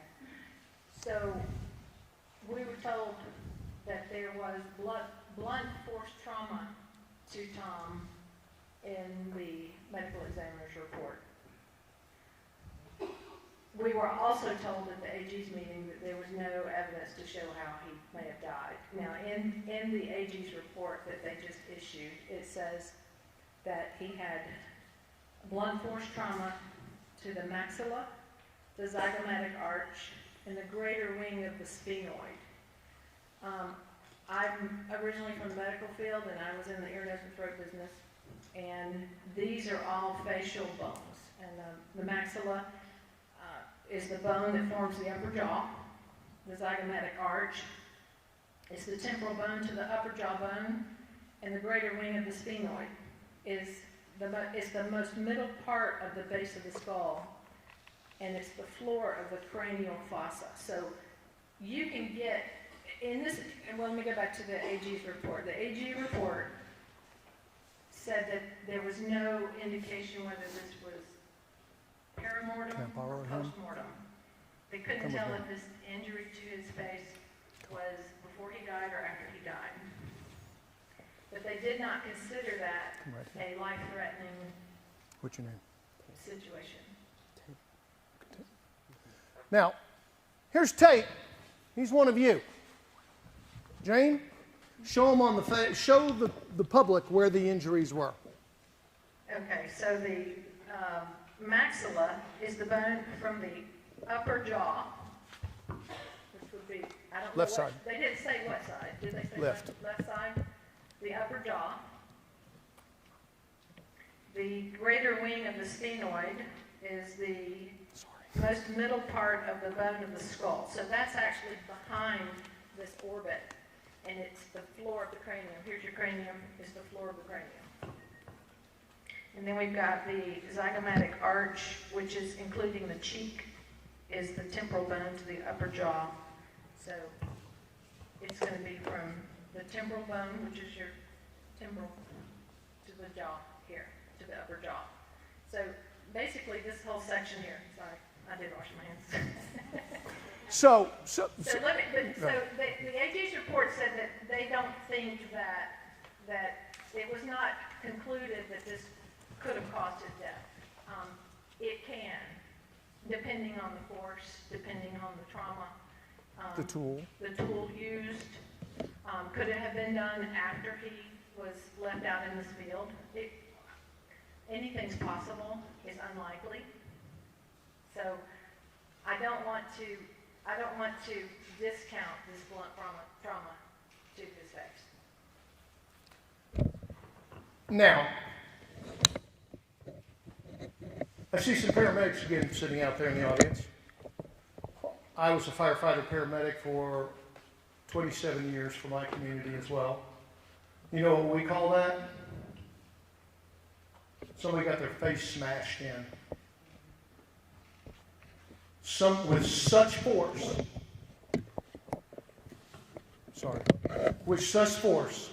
that it crushed from here all the way down and in. The question everybody's asking, was it pre or post? We don't know. But we assume because of the condition of the skull as it was described to us. Okay? Thank you. I wanted to use him so it put, because he's about the size of Tom at the time. Somebody, according, fact, his left side face was crushed in. Fact. Theory, is that what killed him? We don't know. But you got to assume. Because now the OAG has put the case in case hold. Now the OAG has said, well, it's a cold case. Ground zero, start over again. It's right there in front of them. All right, Caroline. So, and one other thing, just to evidence. Can you turn that off for me? Another piece of evidence. On that A-frame, where we found the fake blood, so they say. Please remember, the injury was on the left-hand side. The A pole, or the eye pole, whatever firefighters, paramedic call it for the day, is right there where his face would have been. That's fact. That's not us. That's fact. Y'all come up with your own theory. We've got ours. We'll talk about it. Next. These are other pictures, stuff that lit up. Go ahead. Now, all of a sudden we got a body. All of a sudden we got everything going for us now. Man, we're moving, we're grooving. We start getting tips. Charlie.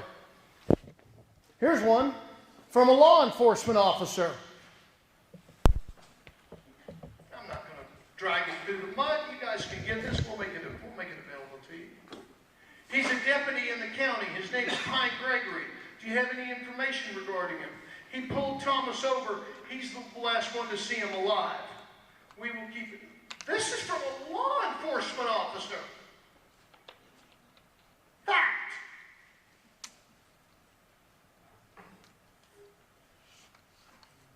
Here's another one from a law enforcement officer. I had a snitch in Amarillo State Prison. He's not a good guy. He's the most of the time we recover him, the snitch from the Hemp Hill County. I can only tell you what I know. The dash cam footage. Remember we talked about the dash cam footage that mysteriously disappeared? That we saw the picture, she saw the picture, she saw the picture that mysteriously disappeared. Remember that? And the Dollar General videotape that disappeared and got thrown away? What? We didn't do that. Sheriff did that. Why? That's a fact. Come up with your theory. Go.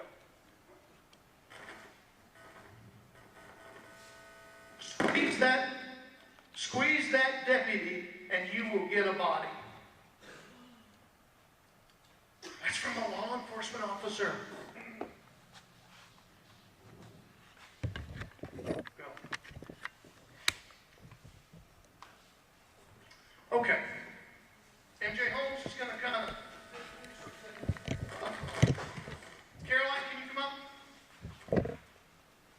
Caroline's going to walk you through this gentleman. His name is Chris Jones. He's sitting in jail right now. I want you to hear what this boy says and then compare it to what I just told you, which is fact. I see some of you out there shaking your heads now. Listen to this.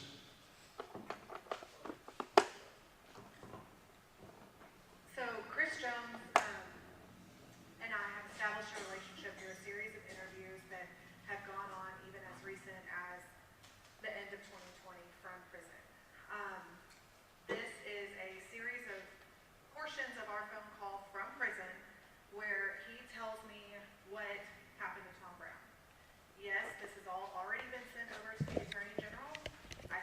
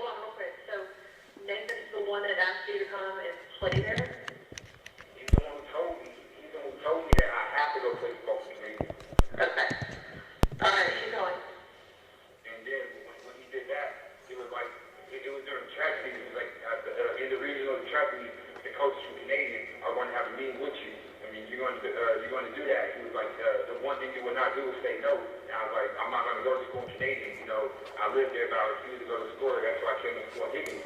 And it was like, well, if you don't do that, you're going to kill me. And I was like, I'm not worried about it. So I walked out the office. He was like, well, I'll be in contact with you. So I went and told the coach. You can go to number 2. And yes, And you would always say yes. When you come, I was like, man, I don't want to go to school. He was like, look, I'll give you a starting spot as a running back. You're going to work for it. I'll give you a starting spot. I guarantee you, like, stay green. I guarantee you don't need college you want to go to. Just come play for us. And I was like, well, if you can get to you, I would say yes, I'll do it. And I didn't think they could do it. And he was like, well, I need you to transfer schools today. And I was like, okay. So they took me to Higgins, and the next day I was going to school in Canadian. And during the first game, after we played the first game, after the first scrimmage, that's when I saw Nick loose, and he was like, I guess he was already Canadian, and he was like, we've seen enough. And he was like, the one thing you will not do is you will not lose no games. And I was like, well, you can't, I can't control what happens. You know, this is the only team I never played with this team. He's like, well, if you're losing the game, then we're going to kill you. And I was like, who was we? And that's when I started going out with Marley Patterson, and he was like, you need to stay with Marley. And I was like, well, how you doing with Marley? And then he walked away. And then he came to me and talked to me again. He was like, we've seen enough. He's like, once you strap on that helmet, once you put on that helmet, you touch that first play, you become part of one of the biggest organizations that will affect football. And then the first game, we played Bushland, and we lost by a touchdown, and we're supposed to win. We're supposed to win that and become, like, I guess, number one team in the state of Texas with the longest win streak. And we tried to. So after that game, I saw him again, and he was like, I told you not to lose any more games. If you lose any more games, we're going to kill you. So then after the second game, we lost to the Rangers. Now that was the second game we played. Well, we lost by a touchdown. And the next day, I was walking to Carter Ruth's house, and Mr. Lewis pulled up on me. He was like, well, I'll give you a ride. Where are you going? I was like, well, I'm going to Cody's house. And he took me, instead of going to Cody's house, you know the bridge in Canadian? You know the bridge. You get to the bridge, and you can walk, like, you know the bridge people walk on? Or you can keep walking that way. And you keep walking that way, and then under the train track, there's a ladder. And you can take up that ladder. You can climb up the ladder, and you're under the train track, like, you're under it. And, like, nobody can see you. You can't hear nothing. And he threw the gun at me. And he was like, I'm going to kill you. And when he cocked the gun back out, you know, I just dropped down, and I was like, man, don't kill me. I can do it wrong. I was like, y'all told me to come play this, so I did. He was like, well, you lost a lot of people today, you owe a bunch of money. And I was like, how I owe some money? He was like, because they bet on the games. And I was like, well, that's on the games. He was like, there's a whole bunch of rich people that bet on the games, and you lost them a whole bunch of money. So in my mind, I was like, what do I do? So I was like, man, look, just tell them to double up every bet, and we're going to lose more games. last one? Disappearance? Yeah. It leads up to it. Okay. And he was like, well, look, there's something that's about to happen, and it's up to you to fix it. And then, you know, a couple days later, we go to it's Thanksgiving morning, and we're having an early practice on the field. And that's whenever, I guess that's that Thanksgiving missing, you know. And all the other coaches turn around and show this stuff, and when he comes on the field, you know, the coach puts us in a circle, and he's sitting there telling us, well, look, Thomas is missing, this and that, and but he's looking at me the whole time, you know. So when they're done, I'm going to walk through, and I'm thinking, I'm like, well, why was he looking at me the whole time? And then he said, and he hits me what he says every day, you know what I'm saying? Like, something bad's going to happen. So I'm like, man, no, this can't be it. So, you know, because the games go on, and then we end up going to the day before the semi-state game, before we played Giannis, I'm inside Coach Katie Thompson. Nathan Lewis called me. He's like, I need to show you something. I need to show you something that's going to encourage you to play better to win the state championship. And I'm like, well, you got to show me. He's like, well, speak out the house. I speak out the house, and I met him behind Coach Katie's house. And he puts me back in his car park, and he's like, here, put on the goggles, and I put them on. And he takes me like I kind of know the way we're going. We're going like towards the feed yard, and about 30 minutes later, you know, he pulls up, and it's like pitch dark. He's like, are you ready? I'm like, man, I'm like, what's going on? So I take off the goggles, and he hits his lights. And there's Tom sitting in front of us, but there's Tom sitting in front of us. He's in the chair, and there's that one, he works for Nathan. He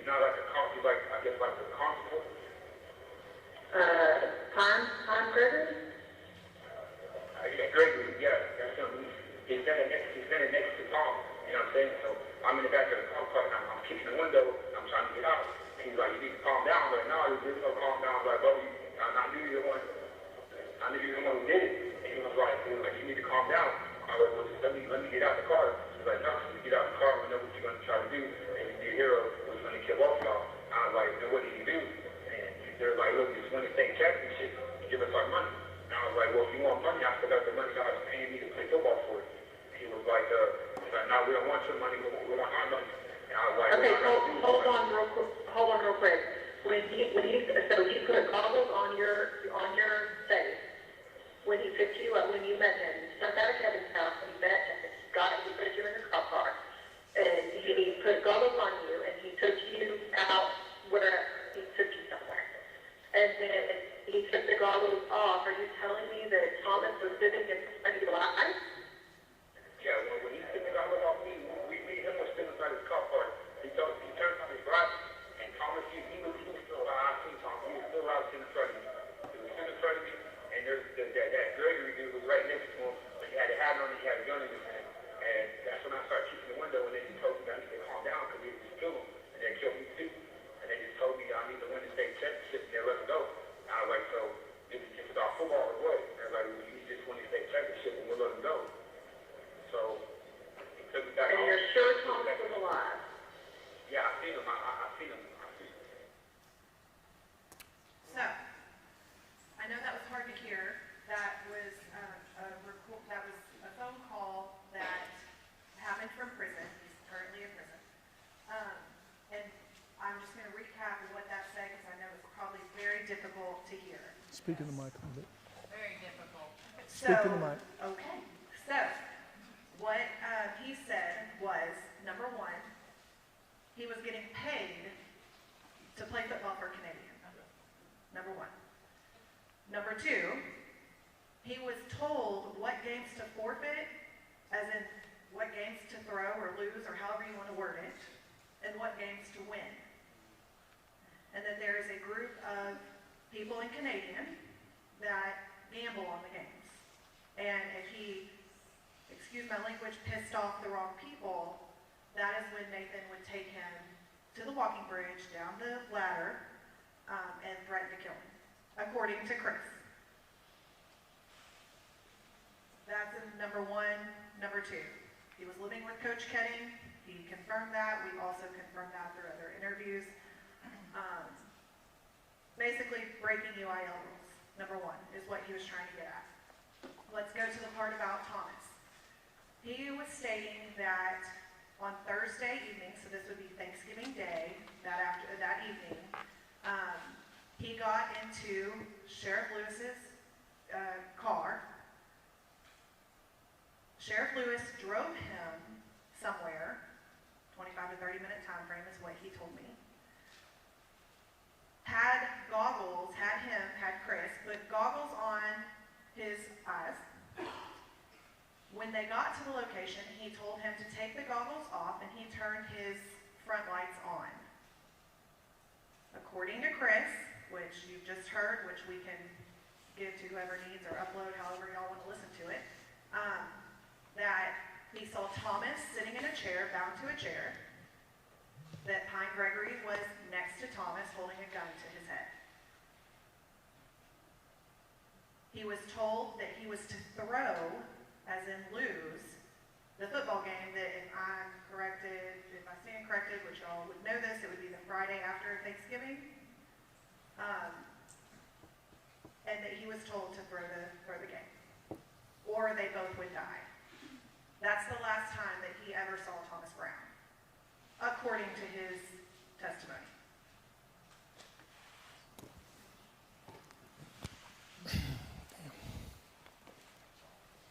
Thank you.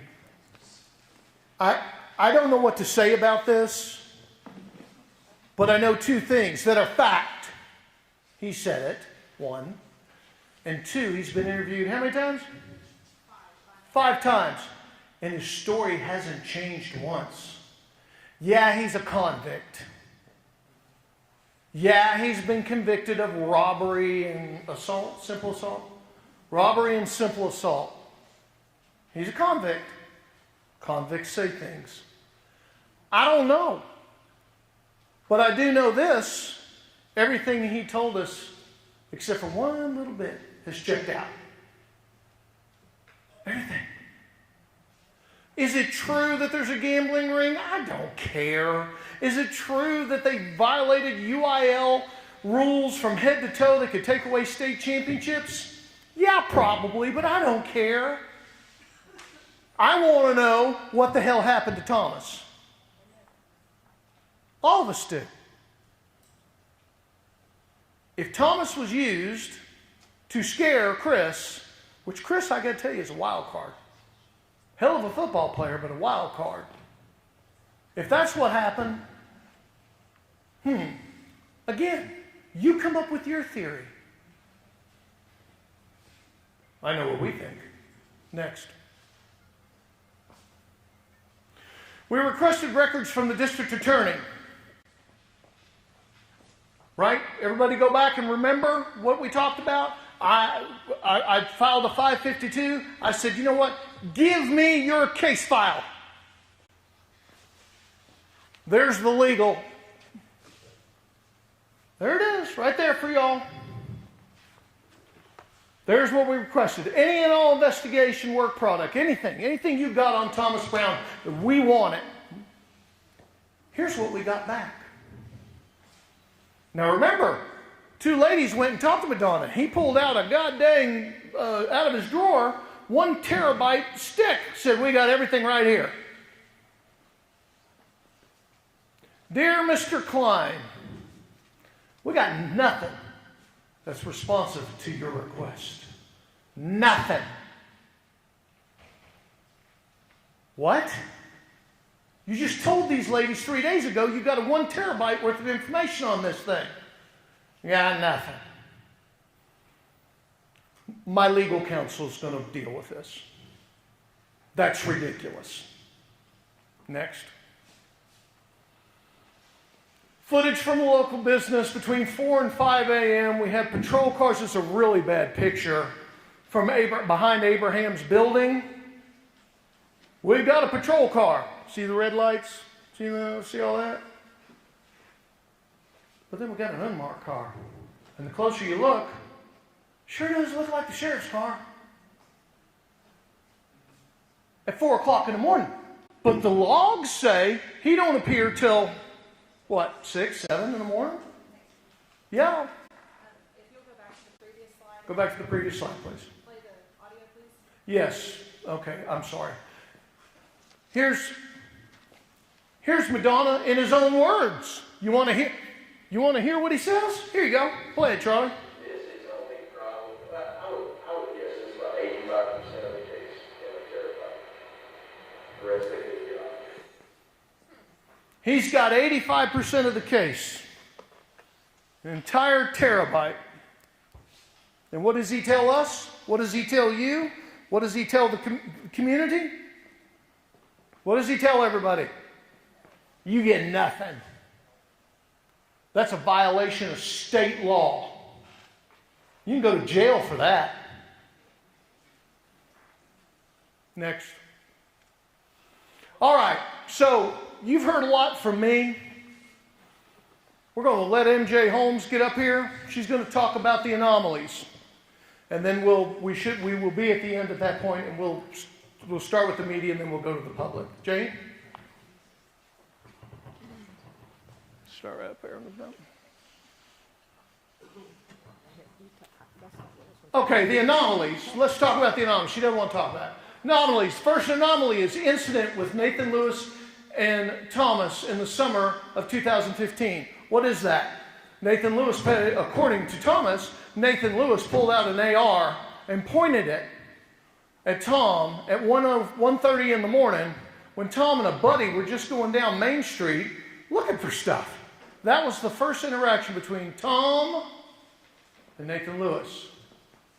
Next anomaly, Philip's first meeting with Nathan Lewis. Nathan stated Thomas ran away with a gay man. There was no evidence that Tom was gay. That's an anomaly.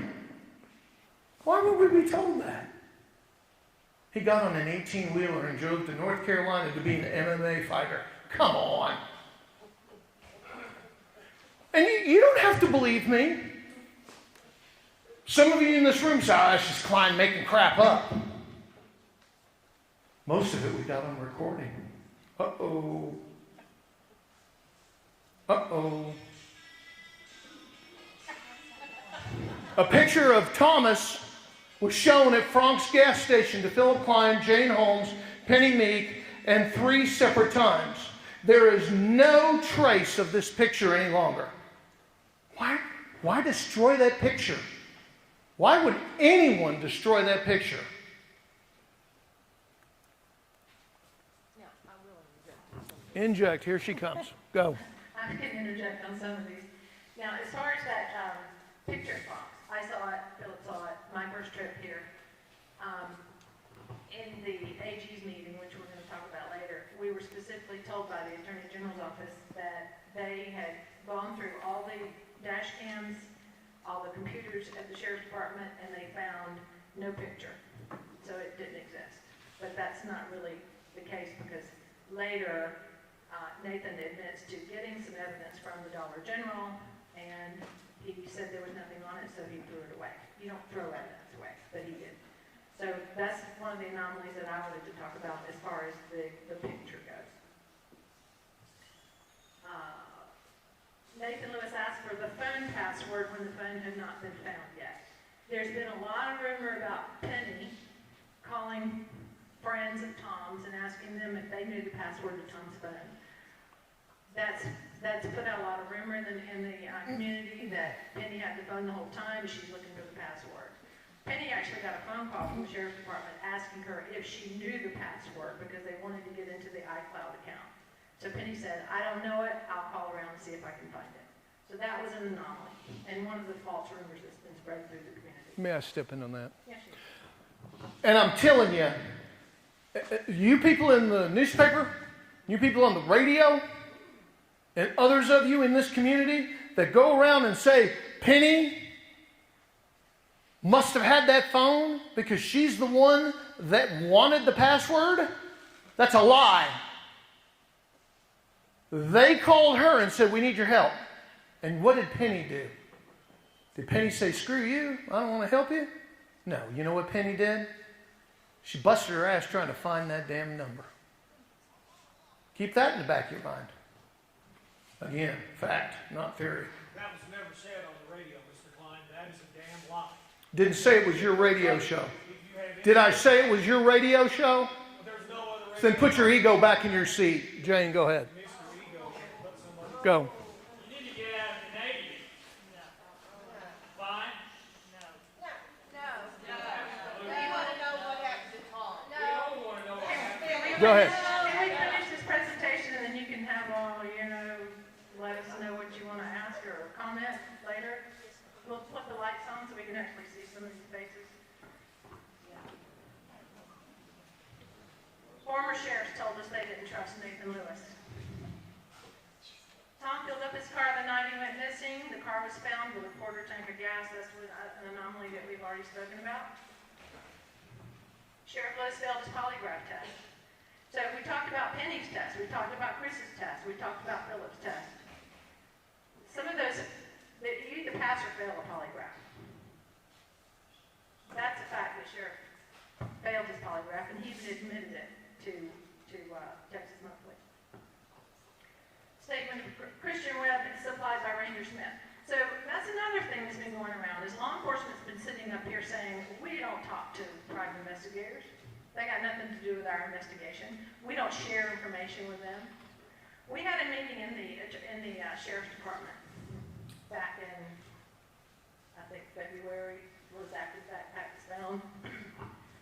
And it was kind of, we walked out of that meeting thinking, what the hell just happened? Because Ranger Smith was there, Sheriff Lewis was there, Greg Clapp was there, myself, Philip, Caroline, and Trace Sargent were there. I talked to him about statement analysis. It's called forensic statement analysis.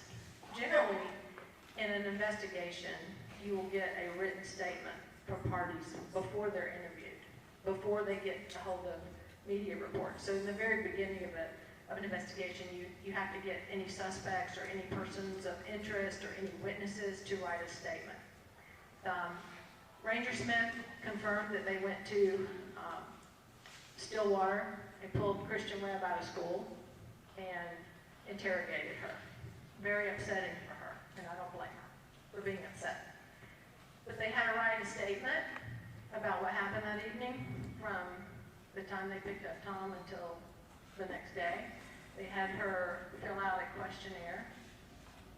And I was telling Ranger Smith, I said, well, did you do a forensic statement analysis on her statement?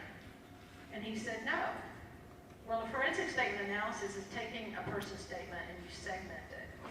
And you divide it up into, you have to number the lines, and then a change, the basic concept of it is a change in language reflects a change in reality.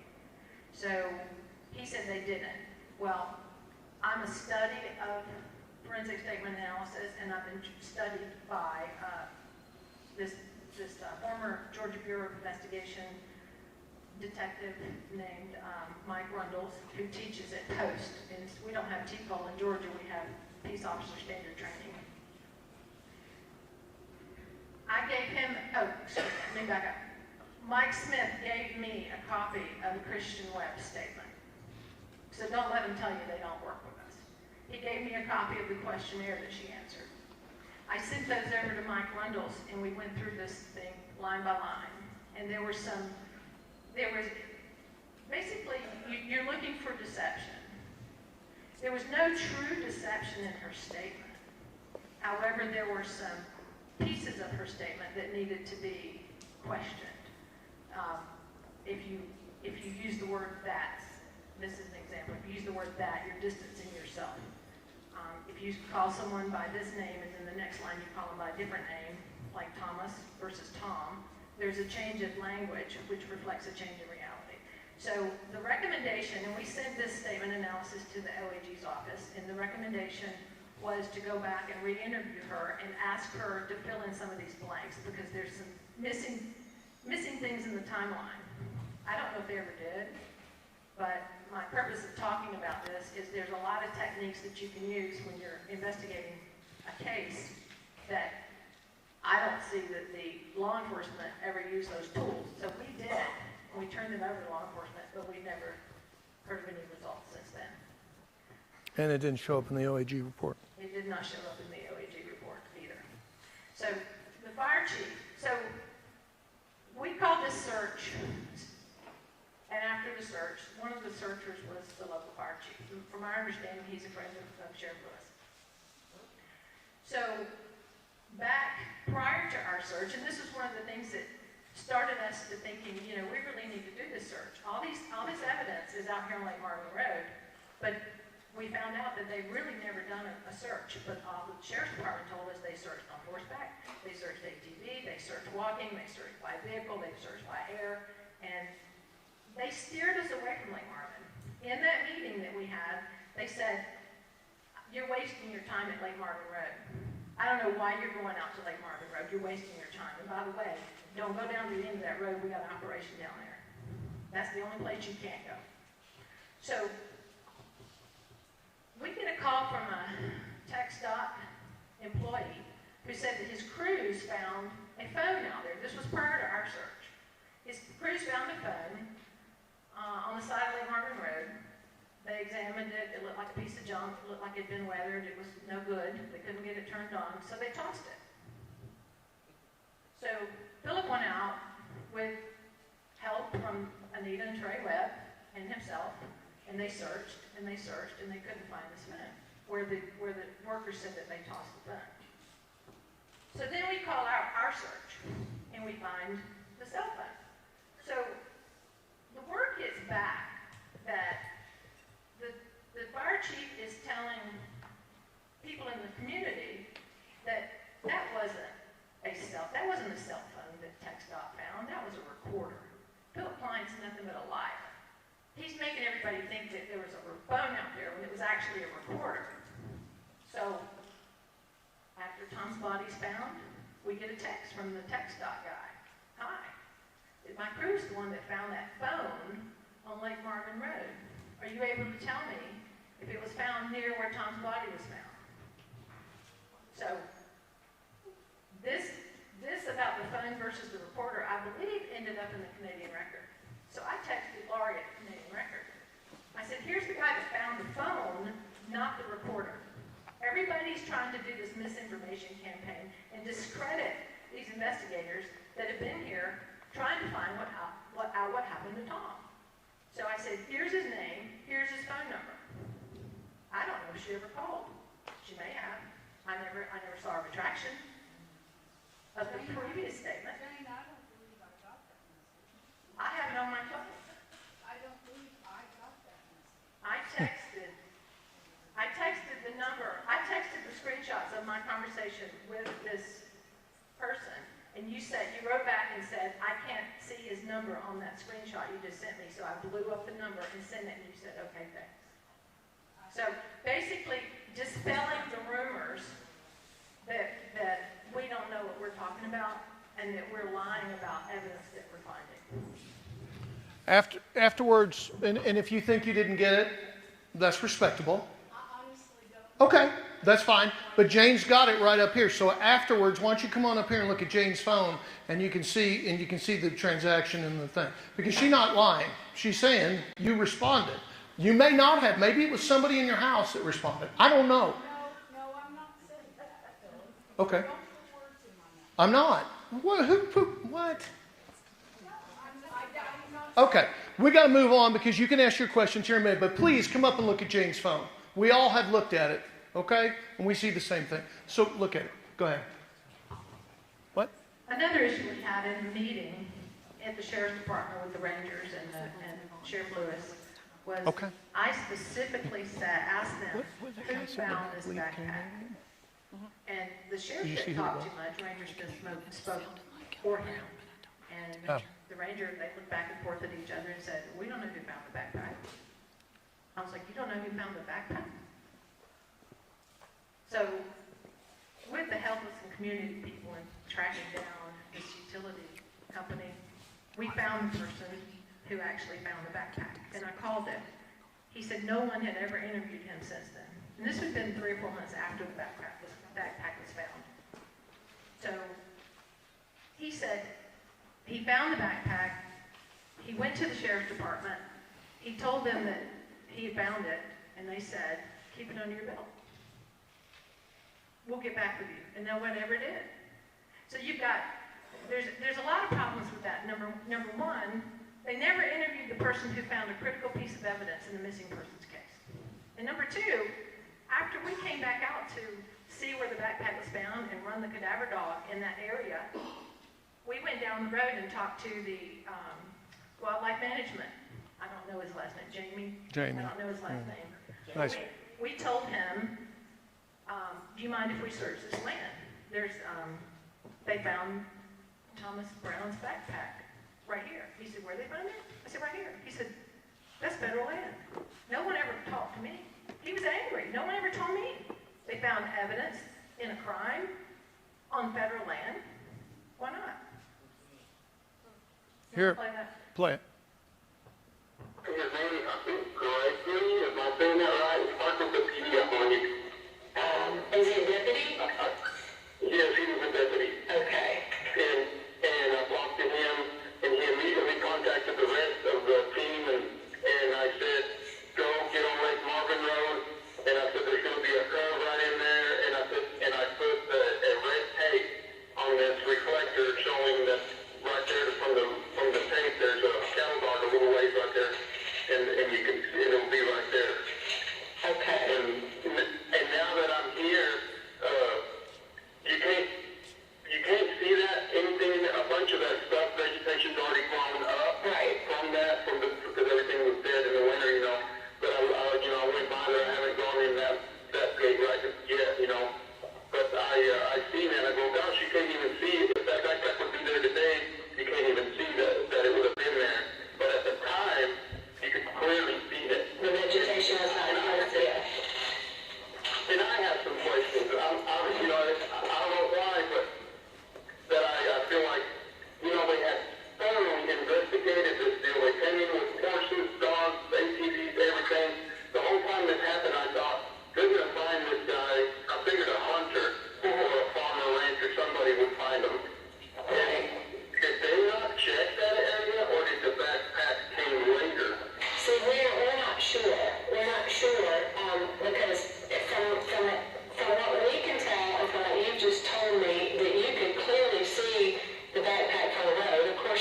people pass that road every day, we're probably not one. But, but I wanted, it seems to me like someone would have seen it with no vegetation in the area. So, That's what I think, but you're not looking for anything, so maybe that's why it seemed easy for me to look, to see it, because since I already knew where it was at, correct. You didn't take any photographs of it, did you? I said, now that I told you that, now that I spoke that, I was telling you that, I said, man, I wish I'd have took a picture of that from the road right exactly where it was at. Yeah. And see where I could have, where you could have probably seen it. And like I said, and I even showed the sheriff, I said, I was like, you can take a picture, whatever you want to do. I said, I didn't pick it up. I said, they'll be able to see that clearly. And then I said, and here is the shoes that I'm wearing. You're welcome to search my truck. I mean, because it's totally different than from I wear these slip-on shoes that are it's a whole different thing. I said, this is what I wear all the time. I said, I got dressed boots, but I mean, I would be out here working in them. But I showed him, I said, that's the track you're going to find there. I said, the only thing I touched, I said, my fingerprints are on that. I think it was a Holmes fold or something like that. And I didn't touch anything out. And then he's like, that was the first evidence of any evidence that they had found since the case had begun. Yeah. And I don't know, I've never heard anything back from if they found somebody. I had heard they had found a lot of stuff on the computer, but I don't know if it's related to anything of that nature or not. See, and I don't know what they've actually found on the computer, but let me ask you this. You said when you saw the backpack. Okay, so this was another reason that we wanted to do a search out on Lake Marvin Road, because it's like Little Red Robin Hood leaving little trinkets along the way to find your way. There were breadcrumbs left everywhere up and down the road. I think that, after the backpack was found, we were told that they did an extensive search of the area. I know that they did a helicopter flyover, and they had maybe 2 or 3 deputies out there, but they didn't do an actual organized search. Grid search. Crime scene processing. Crime scene processing 101. We talked about that as far as when we have a missing person, you treat it as a crime. You treat it as a crime scene. It wasn't done from day one. It was processed as a suicide or a runaway. The residents up and down Lake Marvin Road, they confirmed with us they didn't see a whole lot of searching going on in the area, and that's another reason we wanted to do that we organized our search. Philip did talk about the justice of the peace that was not notified when the body was found. I think he was notified a week and a half later. A week and a half after the body was found. And according to the justice of the peace, he was apologized to by law enforcement. He apologized. We're sorry. We just didn't call. That's a violation of state law, 3rd-degree felony, tampering with a corpse without interaction from the courts. I'm telling you, folks, I've been doing this 36 years. I've never seen that, never heard of this. These guys are supposed to be at the top of the game. I'm not saying they're bad. Maybe they just forgot. Maybe they're just emotional. Maybe it was, we don't know. That's conjecture. That's theory. All we know is the law wasn't followed. The law was not followed. We already talked about number 14, the Dollar General video was thrown away.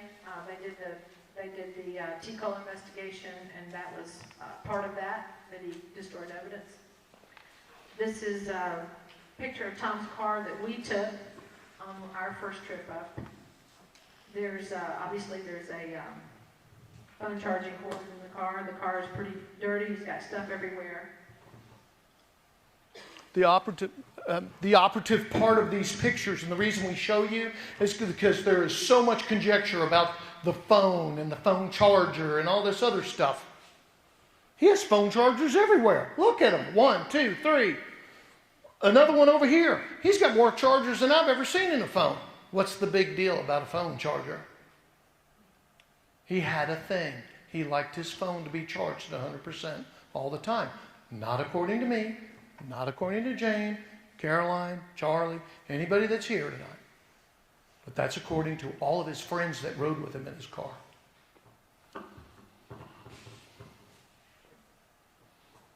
Okay, let me talk about that.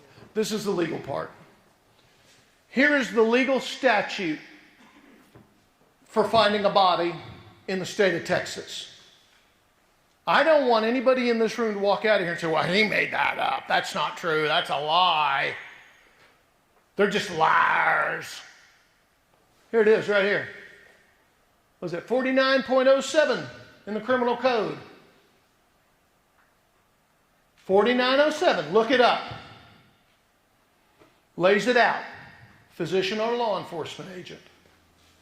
If they're found, you must call a justice of the peace. That's not for a hospital room. That's a physician, okay? It's not for a nursing home. That's a nursing home called a physician.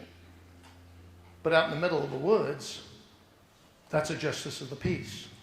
We could have had a third set of eyes out there that could have looked for anomalies. That justice of the peace was furious, we're told.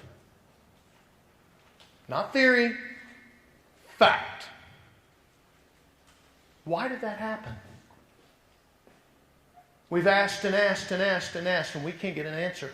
Oh, happened. Oh. Gee, if someone dies at your house and you go in the backyard and you bury him, don't call the justice of the peace, the police, what's going to happen to you? You're going down to Huntsville. Why is the law different? Through this whole case, the law has been different. UIL rules violated. We're paying a guy to play football? I don't know. I don't care. I just don't. But Chris Jones is an integral part in the Tom Brown case. Now, I know there's some people upset in this room with us, with me. Let it be me. Don't let it be these ladies. Let it be me. I'm the guy. I'll take the punches. So if I can get, Tucker, can I get you to turn up the lights? And we'll turn up the lights. You can see the white of my eyes. I will answer your questions. We'll start, if it's okay, we'll start with the media first. Is that all right with you guys? We'll start with the media. Any questions that you have to ask me, please ask. Oh, come on, don't be shy. Yes, ma'am. Here's a microphone. CK, can you run her the microphone? Do you have another microphone for me? Oh, okay. Oh, thank you. All right, you can't hear me. Hello. I know you guys got deadlines and I went long. Thank you. Can you turn me up? So I'm just a bit confused. You're on the record with Texas Monthly saying that Thomas was killed because of a possible prank involving a gun and being shot in the back of the head, and now you've played the audio from Chris Jones, basically that he was held hostage by law enforcement. So what really happened to Thomas, or do we know? Great question. Let me tell it to you this way. Like I said, it's theory. We gave you a 2-hour-long presentation on the facts of the case. The theory is something happened out at the football field. Based upon the facts that we have, including Chris Jones, we didn't say he died out there. We said he was hurt out there. We know now, right here on the side of his face was crushed in. We didn't release that. We didn't tell anybody. We didn't want anybody to know. We know that we have an eye post with a pool of blood that was washed up. Now, some in law enforcement say, you did the test wrong. You didn't we didn't do it in the dark. Well, yes, we did. It was pitch black in there. I don't know. What, did you see it? If you were there watching, your whole family, we had 10 people from our family watching us index that car. But what we got, it wasn't blood. Well, yeah, it was. That's a theory. Again, as I said, our belief is something happened to Tom while he was sitting in that car based upon the pings, where his last ping came from, right? Something happened, and our belief is, based upon the physical evidence, He went like this. And the blood pooled. We got a 25 caliber shell casing. We got a guy that says he got his head beat in, and we got a skull that shows he got his head beat in. What actually happened? I don't know until I get that guy in the room. But my guess is I'm not going to be able to get that guy in the room until I find out who that guy is. Do we have suspects? Yes, we do. But what do we do now? I guess we just keep going. I guess if people get mad at us, they get mad at us. Oh well. We're not here to make people happy. We're here to find out what happened to a dead boy. And if that makes you mad, you feel you want to stomp around this room or around the city and say how bad we are, we busted our butts to try to find out what's going on. So, to answer your question directly, we do not know. That was a theory. Now we know his head was smushed in. How bad? Was it bad enough to kill him? Maybe his head was smushed in first, and then they shot him in the back of the head because he was still alive. I don't know. We got to get some more forensics. Well, we're blocked. We're blocked from getting forensics now. We don't know, so we got to go out on our own. Does that answer your question? Yes, thank you. Okay, you're very welcome. One other question. Yes, ma'am. And I apologize. It's okay. Difficult for me to ask, but in the Attorney General's report, you talked about the anomalies with Thomas's mom and his stepdad regarding the phone, but it also said in there that they failed the polygraph regarding moving his body. Can you please explain? I already did. Okay. They did not fail, according to what we've been told. They did not fail. One was undetermined, the father. The mother, she passed the first two questions. It's the third one with the phone. What they told us and what they're now saying, it's an anomaly. We just brought it up. It's an anomaly. Why would you come out and say that when you've told the PSB investigators, her, not me, her? Why would you do that? I don't know. They have to answer that. Why would they do a dump on the night before we're giving a presentation to the community? Ask yourself that question. They can't even spell my name right. I mean, that's serious. Go. We did get that report really late last night, and we tried to read through as much as possible and absorb it, so we couldn't add, explanations or anything to their report. But in reading the report, I found it to be sort of like an investigational bias report. An investigational bias is when you have several suspects in a crime, but you gear your entire investigation around one suspect instead of all of them. I know they did a thorough job. They said they interviewed 77 people, and they issued a lot of search warrants. But did you see the search warrants that were in the packet? They were all based on the Meek family. Did they search Christian Webb's phone? Did they search Michael Castletine's phone? Did they issue a search warrant for Chris Jones's phone? Did they issue a search warrant for any of their social media accounts? I call that investigational bias. They focused on one family to try and focus their investigation around the one family. Like when we had our meeting at the AG's office in Pampa, I think it was like 15 people there, the whole family, plus the two OAG investigators. Nathan was there, Brent was there, Jay Mosley was there, the ADA, the DA, Kelly's sister, Penny Chris, Tucker, Toby and his wife, Eva, Mary Alice, Kelly's pastor, and us two. And when I'm listening to this report from this AG investigator, I'm thinking, this doesn't make sense. I walked out of that meeting, and the first thing I said was, that's nothing but a ruse. I felt that meeting was to make Sheriff Lewis feel like he'd been completely exonerated in any wrongdoing in this investigation.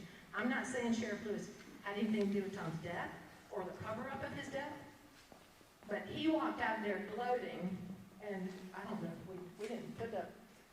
The meeting was recorded. We didn't know who recorded the meeting. Where's but that? They gave the recording over to Laurie with the record. She transcribed it and put a big story up. Exonerating Sheriff Lewis, pretty much. was what I read. The CNN, do you have that? The, Can we so play here's it? another anomaly from the AG's report. No? Okay. Only blood, this is from the AG meeting. She said the only blood in that car was on the door, Yep, the door swipe. yep. If you look at the report that they issued last night, it said there was blood on the door, and there was also another sample of blood in the car that was never released. Why? Why was it never released? Because then they came back later in the report talking about our luminol test and said that Philip Klein failed to find that other sample of blood. So where did that other sample of blood come from? No one's ever mentioned that to us in 5 years. The suicide hotline. So they mentioned that Tom's phone had gone into incognito mode on his phone that night at 9:11 p.m. and searched a suicide hotline. Why didn't the FBI uncover that? They went to a secondary source, which they called Gray Key. I don't know if Gray Key is any better than the FBI's, but if it is, the FBI better be using Gray Key. Because in Gray Key, she said they were able to find that he entered into his phone into incognito mode while he's riding around with Christian and Caleb, searching suicide hotlines. If someone's going to commit suicide, I don't know if there's any counselors in here, or therapists, or psychologists, or psychiatrists, but when you search suicide hotlines, most people that are going to commit suicide don't care if anybody sees that they're searching a suicide hotline. They don't care about going into incognito mode. So I didn't understand. It's like they're trying to focus the narrative that Tom committed suicide. Somebody covered it up. Someone kept that car out of town from midnight until, 5:56 in the morning. Why did they bring the car there, right here? Because it's the most hidden place you can go in and hide a vehicle and still walk home. We believe it was one person, a kid.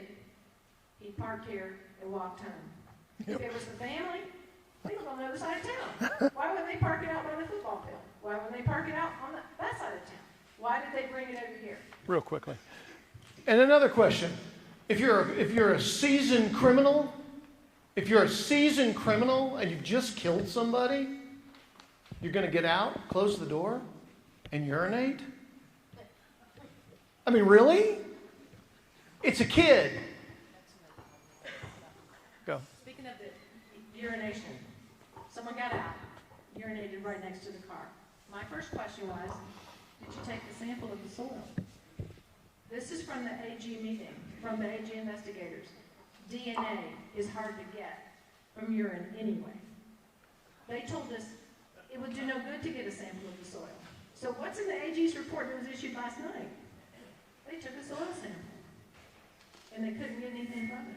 So did they at the time of his disappearance, or did they not? Told us they didn't. What else is in the AG's report from last night? They talked about polygraph test. I don't recall if they talked about whether or not Sheriff Lewis failed his. Did they say? They did talk about it? Okay. And they talked about Penny failing hers. Did they talk about Pine Gregory's? Okay.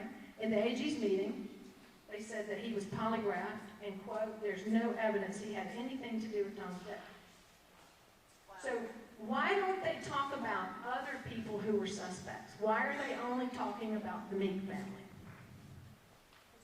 So those are some of the anomalies that I came up with. And so I don't know if they're going to play what Nathan said at the end of the meeting. Okay, we'll do. Okay.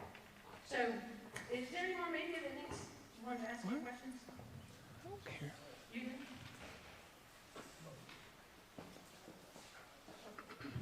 I'm Skip Hollingsworth, Texas Monthly. Phil, you and I had a lot of talks over the last year, off the record, about two boys, Tom filling up his car with gasoline and trunks, headed home, seeing some cars up at the football field parking lot. There were two boys there. He drove up to see what they were doing. They accidentally started goofing around with him. One guy pulled a gun accidentally shot him in the back of the head. That boy, or the other boy that was still living, called their dad, who called Sheriff Lewis, according to your theory. And Sheriff Lewis then helped him hide the body. Have you backed off that theory completely now? Or are you going with the Chris Jones theory?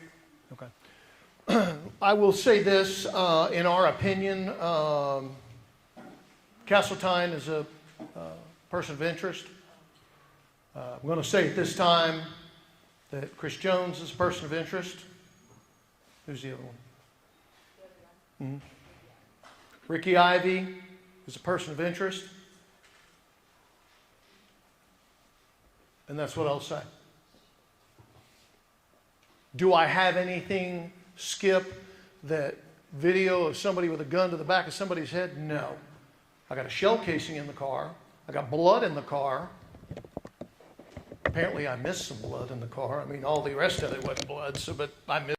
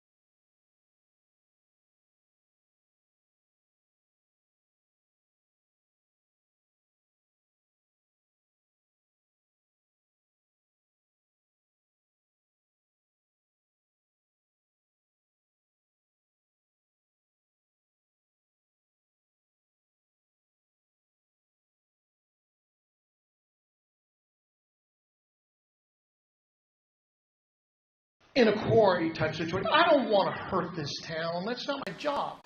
But my job is, if I assimilate information in violation of a crime, I've got to report it. So I mandated, reported it, but I didn't send a, what we got up there, 15-page memo, as we've done with the Texas Rangers, as we've done with the OAG, as we've done. I didn't do that, no. But I did make a quarry. And a quarry is, for folks that don't know, a quarry is you pick up the phone in a reporting agency and you say, hi, Philip Klein, A09257. That's my badge number. I just list, or my ID number. Yes, this is, we have some information, and let me explain it to you a little bit. And we have this recording, and we have some stuff, and it's not changed, but we felt that we needed to alert you. Okay, keep us in touch if anything else breaks. Okay. Thank God for Canadian. I did my job, but yet I was able to protect the people of Canadian. Now, some people may jump on me and say, you should have gone down there, football's king here, It's not my job. I did my job. They did their jobs. We all did our jobs. It's up to UIL. But to answer the question simply, yes, we quarried them. Yes, ma'am. My name is Morgan Durden. I work at Seaside News in Amarillo. So in the AG report, it talked about the cell phone, and the cell phone being plugged in, but not being plugged out, but dying. And they talked about a charging case that Tom used, but the charging case was with the Meeks, and it was not found on the cell phone. Did you do any investigating into that? Yes, we did. The kids that were in the car with Tom, okay, before, and then they went and got in another car and drove around. The kids all told us he always charges his car. When the first thing he does is he jumps in the car and plugs his phone in. MJ's looking into that. Can the FBI or can anybody put on Celebrite or what's the other one? Or Gray Key, can you plug it in? Because we use Parabon. That's how we download phones. We have a Parabon system. So can we can't. I mean, I've never seen it, and I've been to a lot of schools teaching us this stuff, right?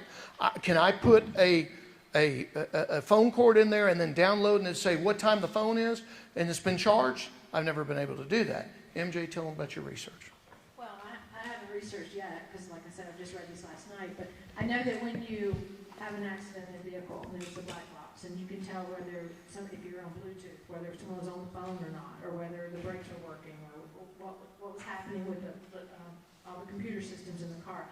I don't know if the cell phone. That's the first time I've heard that was in that report last night, and I have to consult with people who are a lot smarter than me in technology to find out when you do a forensics on a phone, can you actually tell if it was plugged into a wall charger, or if it was in a case charger, or if it was in a phone charger? Or, like my car has a slot that I slide in and it auto charges my phone without a cord. I don't know the answer to that question, but I'm going to find out. Because they mentioned it, that they didn't think the phone, I think they said, had been in the charger, the case charger. They said it had not been unplugged, but it had died, had not uncharged. That's what they said. So that it was in the case charger, though? No? They said there was no unplug of a charging source, but it died. Okay, because that's been a big to-do. You know, they're like, that was in They were assuming that it was the smoky case. the case that it goes in, yes. Go ahead. That's been an issue because they're like, oh, Penny had the charging case at home. And that was the point. So I don't know if doing forensics on a phone that you found, if you can actually determine what kind of, if it was on a charger at all and what kind of charger, or if it died on the charger. And we're looking into that. That's something we're going to have to go to school on because we're not schooled on that. Now, if they come back to us and say, yeah, you use Gray Key can tell you when it was charged, what kind of charger it was, everything else. It's a battery. I don't know, but we'll find out. We're in the middle of it. We'll find out. And if that's an anomaly, just add it to the list. Question? Yes, sir?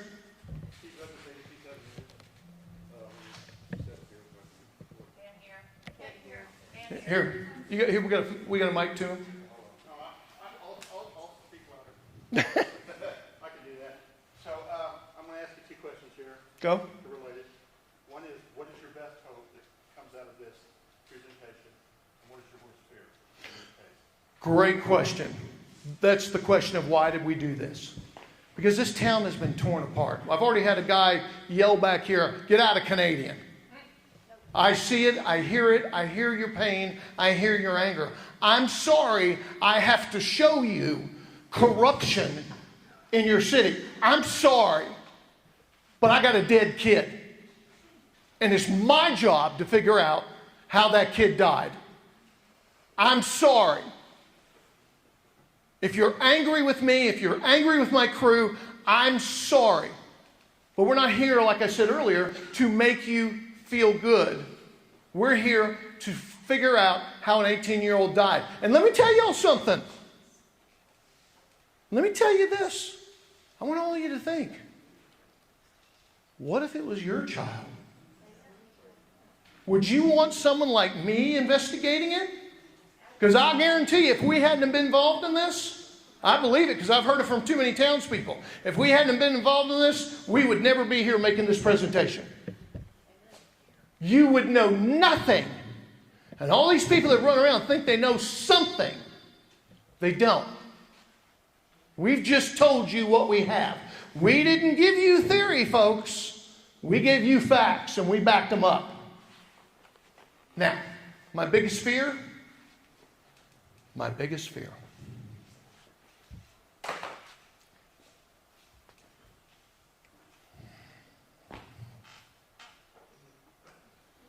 I'll be honest with you.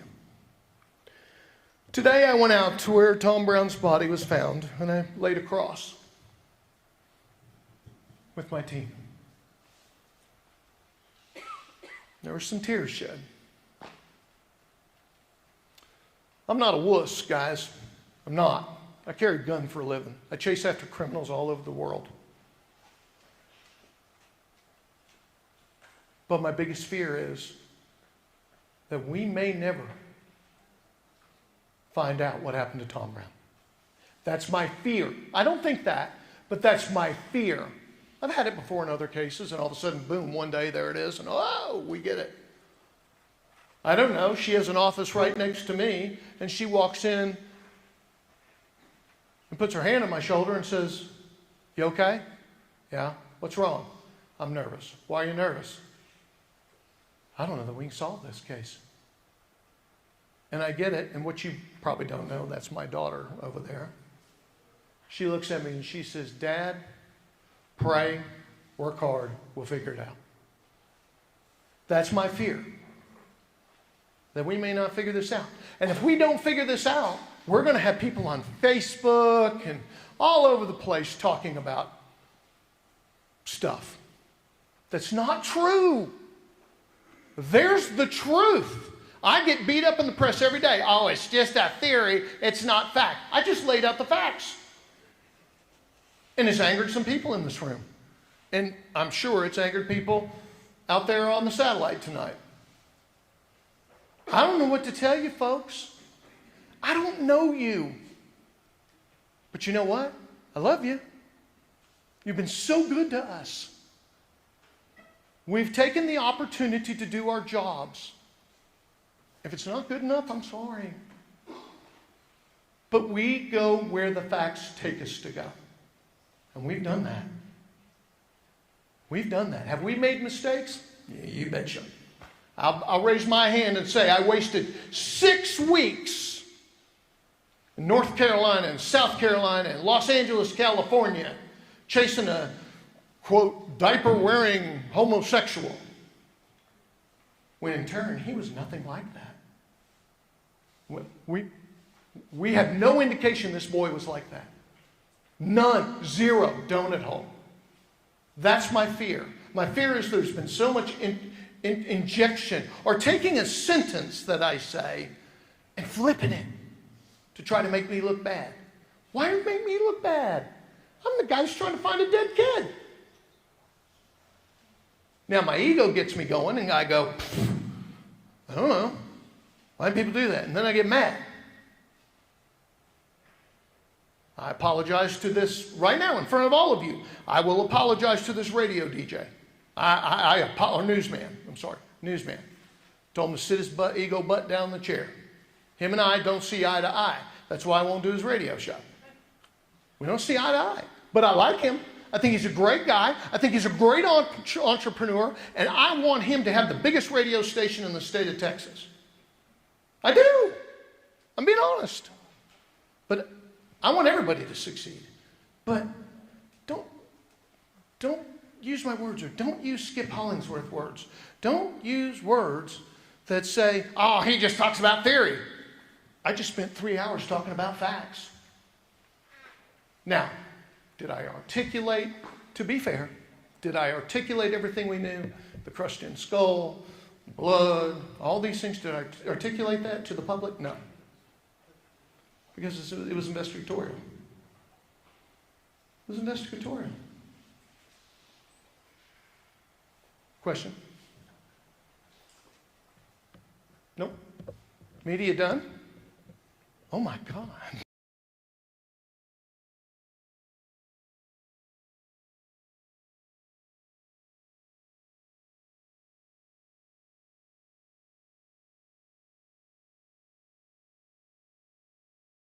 I'm going to stand with you, and then we'll go to the next one. Here we go. Robert Boyd. You say that you come into this trying to find what happened to Tom Brown, but most of this whole 2 hours have been picking apart Nathan Lewis. Are you really trying to figure out what happened to Tom Brown, or are you trying to get Nathan Lewis arrested and trying to say he broke laws when T. Cole, yes, they reprimanded him. They did not find that he made up documents. If they found I'm sorry, he made what? up government documents, if he made up government documents, he would be sitting in jail right now because that's a felony. Where is it? Where go? Where? Hand me this, There we go.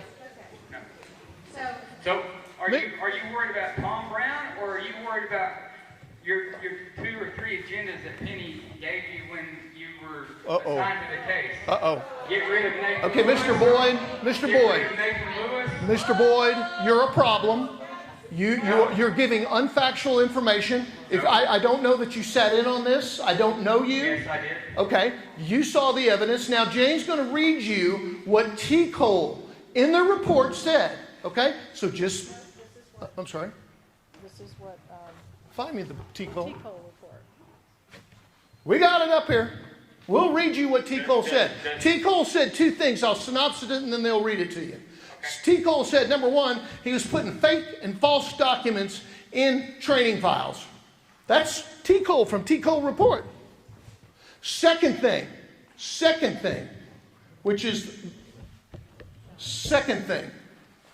is that according to Chief Deputy Brent Clapp, who got fired a couple of days afterwards, he was putting in supplemental reports into the Tom Brown case that were not factual, trying to push a narrative.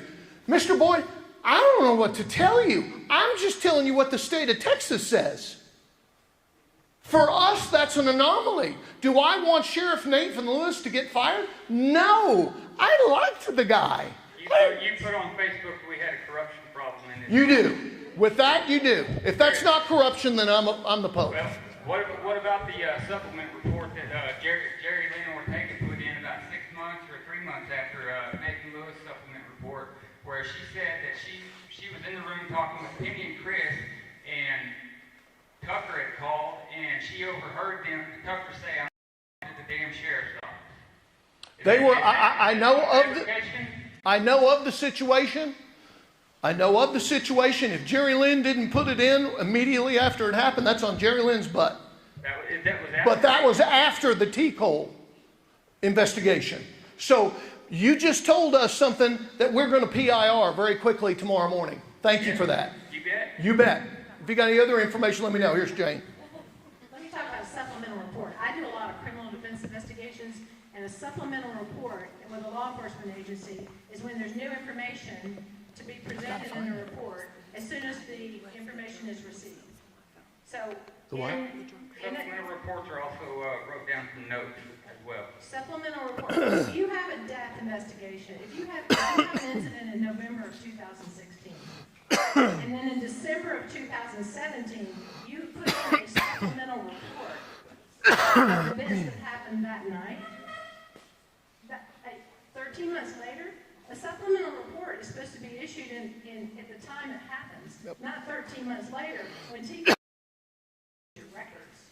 So, this is, I know a lot of you think this has been a Nathan Lewis bash session, but in the course and scope of our and trying to determine what happened to Tom Brown, we uncovered so much corruption in this community, and a lot of it started in the sheriff's department. Misinformation campaigns, trying to discredit us, to giving interviews on the sample show of Nathan Lewis telling, here we go.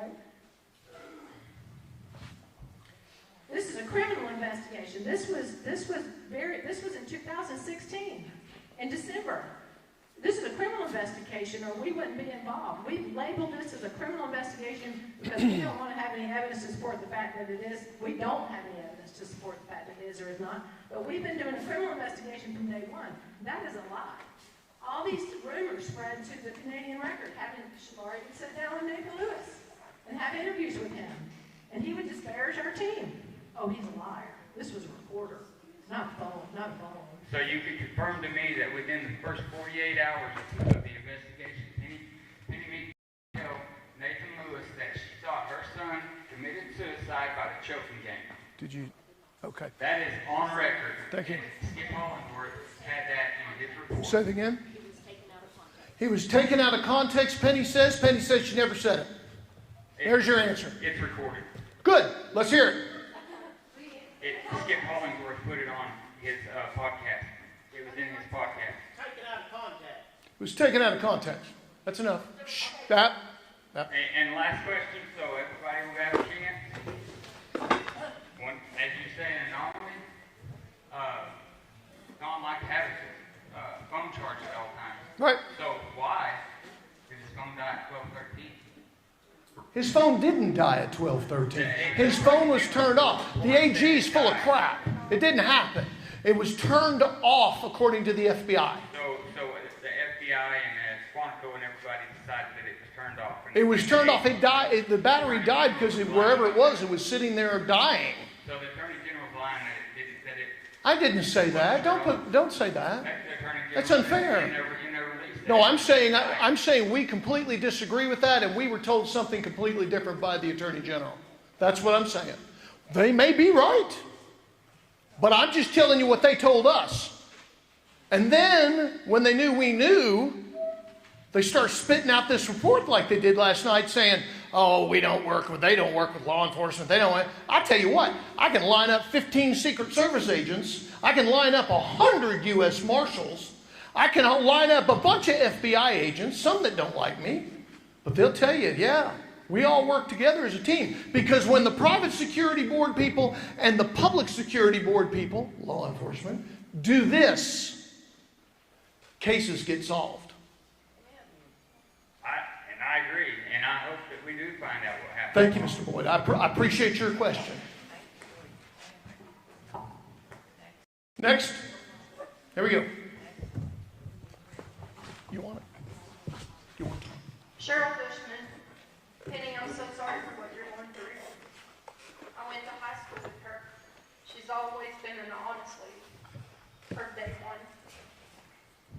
My question is this: how can as citizens of Penfield County and surrounding areas that wants to see this case closed and with answers, how can we help y'all with that? Man, that is the question of the night, and I appreciate you asking it. Let me tell you, those guys in the Commissioner's Court that appointed Brent Clapp, make sure you vote them back into office. That's a bunch of honest guys up there that did a great job. You had the sheriff that fired the guy that reported corruption. What? And then the board gets together and says, whoa, he's an honest guy, so they appoint him sheriff. And then he wins sheriff. Nobody runs against him. Support that man. Support his family. I really don't want to get into his family, but his family's going through a little bit of a crisis right now. Spoke to him yesterday, or day before yesterday. He's a great man. I'm just telling you, support the people that you know that are not corrupt. A lot of people have asked me, because I know where you're going with it, what about the DA? He is the chief law enforcement in your county. Not the sheriff. The DA is. He can prosecute. He can non-prosecute. He can no bill. That's why we put up on the internet, call his office. Let him know what you think. If you really, really, really want to see this changed, elect the people that you know are not corrupt. Now, that leads, I know where you want to go on with it on the other side. You're shaking your head, you know where I'm going. What about Attorney General Paxton? Folks, I've been in the political business since 1990. I've been in the political business. I deal with a lot of politicians, both corrupt and non-corrupt. I'm a fixer. I fix things for them. Okay? First thing I fix with somebody that's corrupt, I sit them down and say, I'm going to fix this for you. You're going to pay me a lot of money, but I'm going to fix it. Here's how I'm going to fix it. You're going to resign right now. And you're going to admit to what you did. And you're going to let the chips fall where they may. You've never been convicted of anything. You're going to have to pay your time. Oh, I'm not doing that. What do you want to do? Well, I see all these people get away with murder. I guess Okay, that's them, that's not you. Did Attorney General Paxton write that thing last night?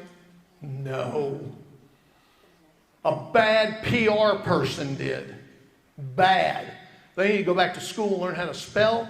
And I'm throwing rocks in a room, in a glass house, because my spelling is kind of bad sometimes. But Paxton, I think he needs a second look. He's allowing that crap to go out under his name. I don't know, man. I'm telling you right now, I don't know. George P. Bush is running. I think there's some people in this room that know I used to work for H.W. Bush as his advance man. I know how the system works in Washington. The answer to your question is, that's a decision for each one of you in your hearts to make here. I don't know what to tell you. But when you get a group of people in a movement go after the people that are trying to solve the death of a kid, he's just full of bull. Oh, get on the internet and Google him. And sure enough, you'll see a lot of stuff. By the way, the guy that wrote all that stuff on the internet was a pedophile. And someone got him on September 1st and sliced his throat open. He's dead. The guy that was writing all this stuff about me, he gone. Retzloff. I didn't publish his stuff, though. Good for you. We'll get there. We'll get there. Come on. You should stop throwing splash on the wall, okay? Okay. We'll get to you. Come on. Let's do it now. Is that okay to answer you? I want you to come up with a mic and say it in front of everybody. Here, hold on. Charlie's got a mic for you right here. Go ahead. You and your associate.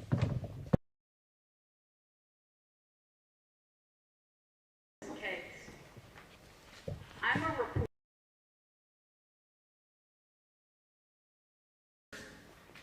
We report information.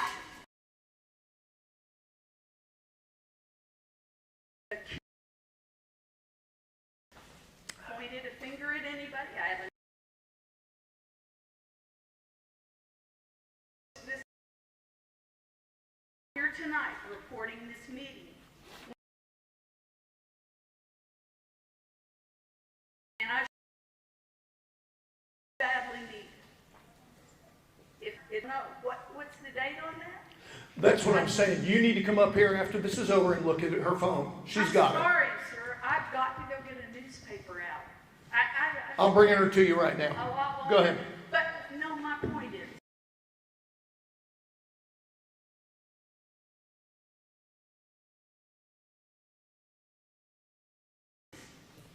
We collect information. We talk bias. I'm not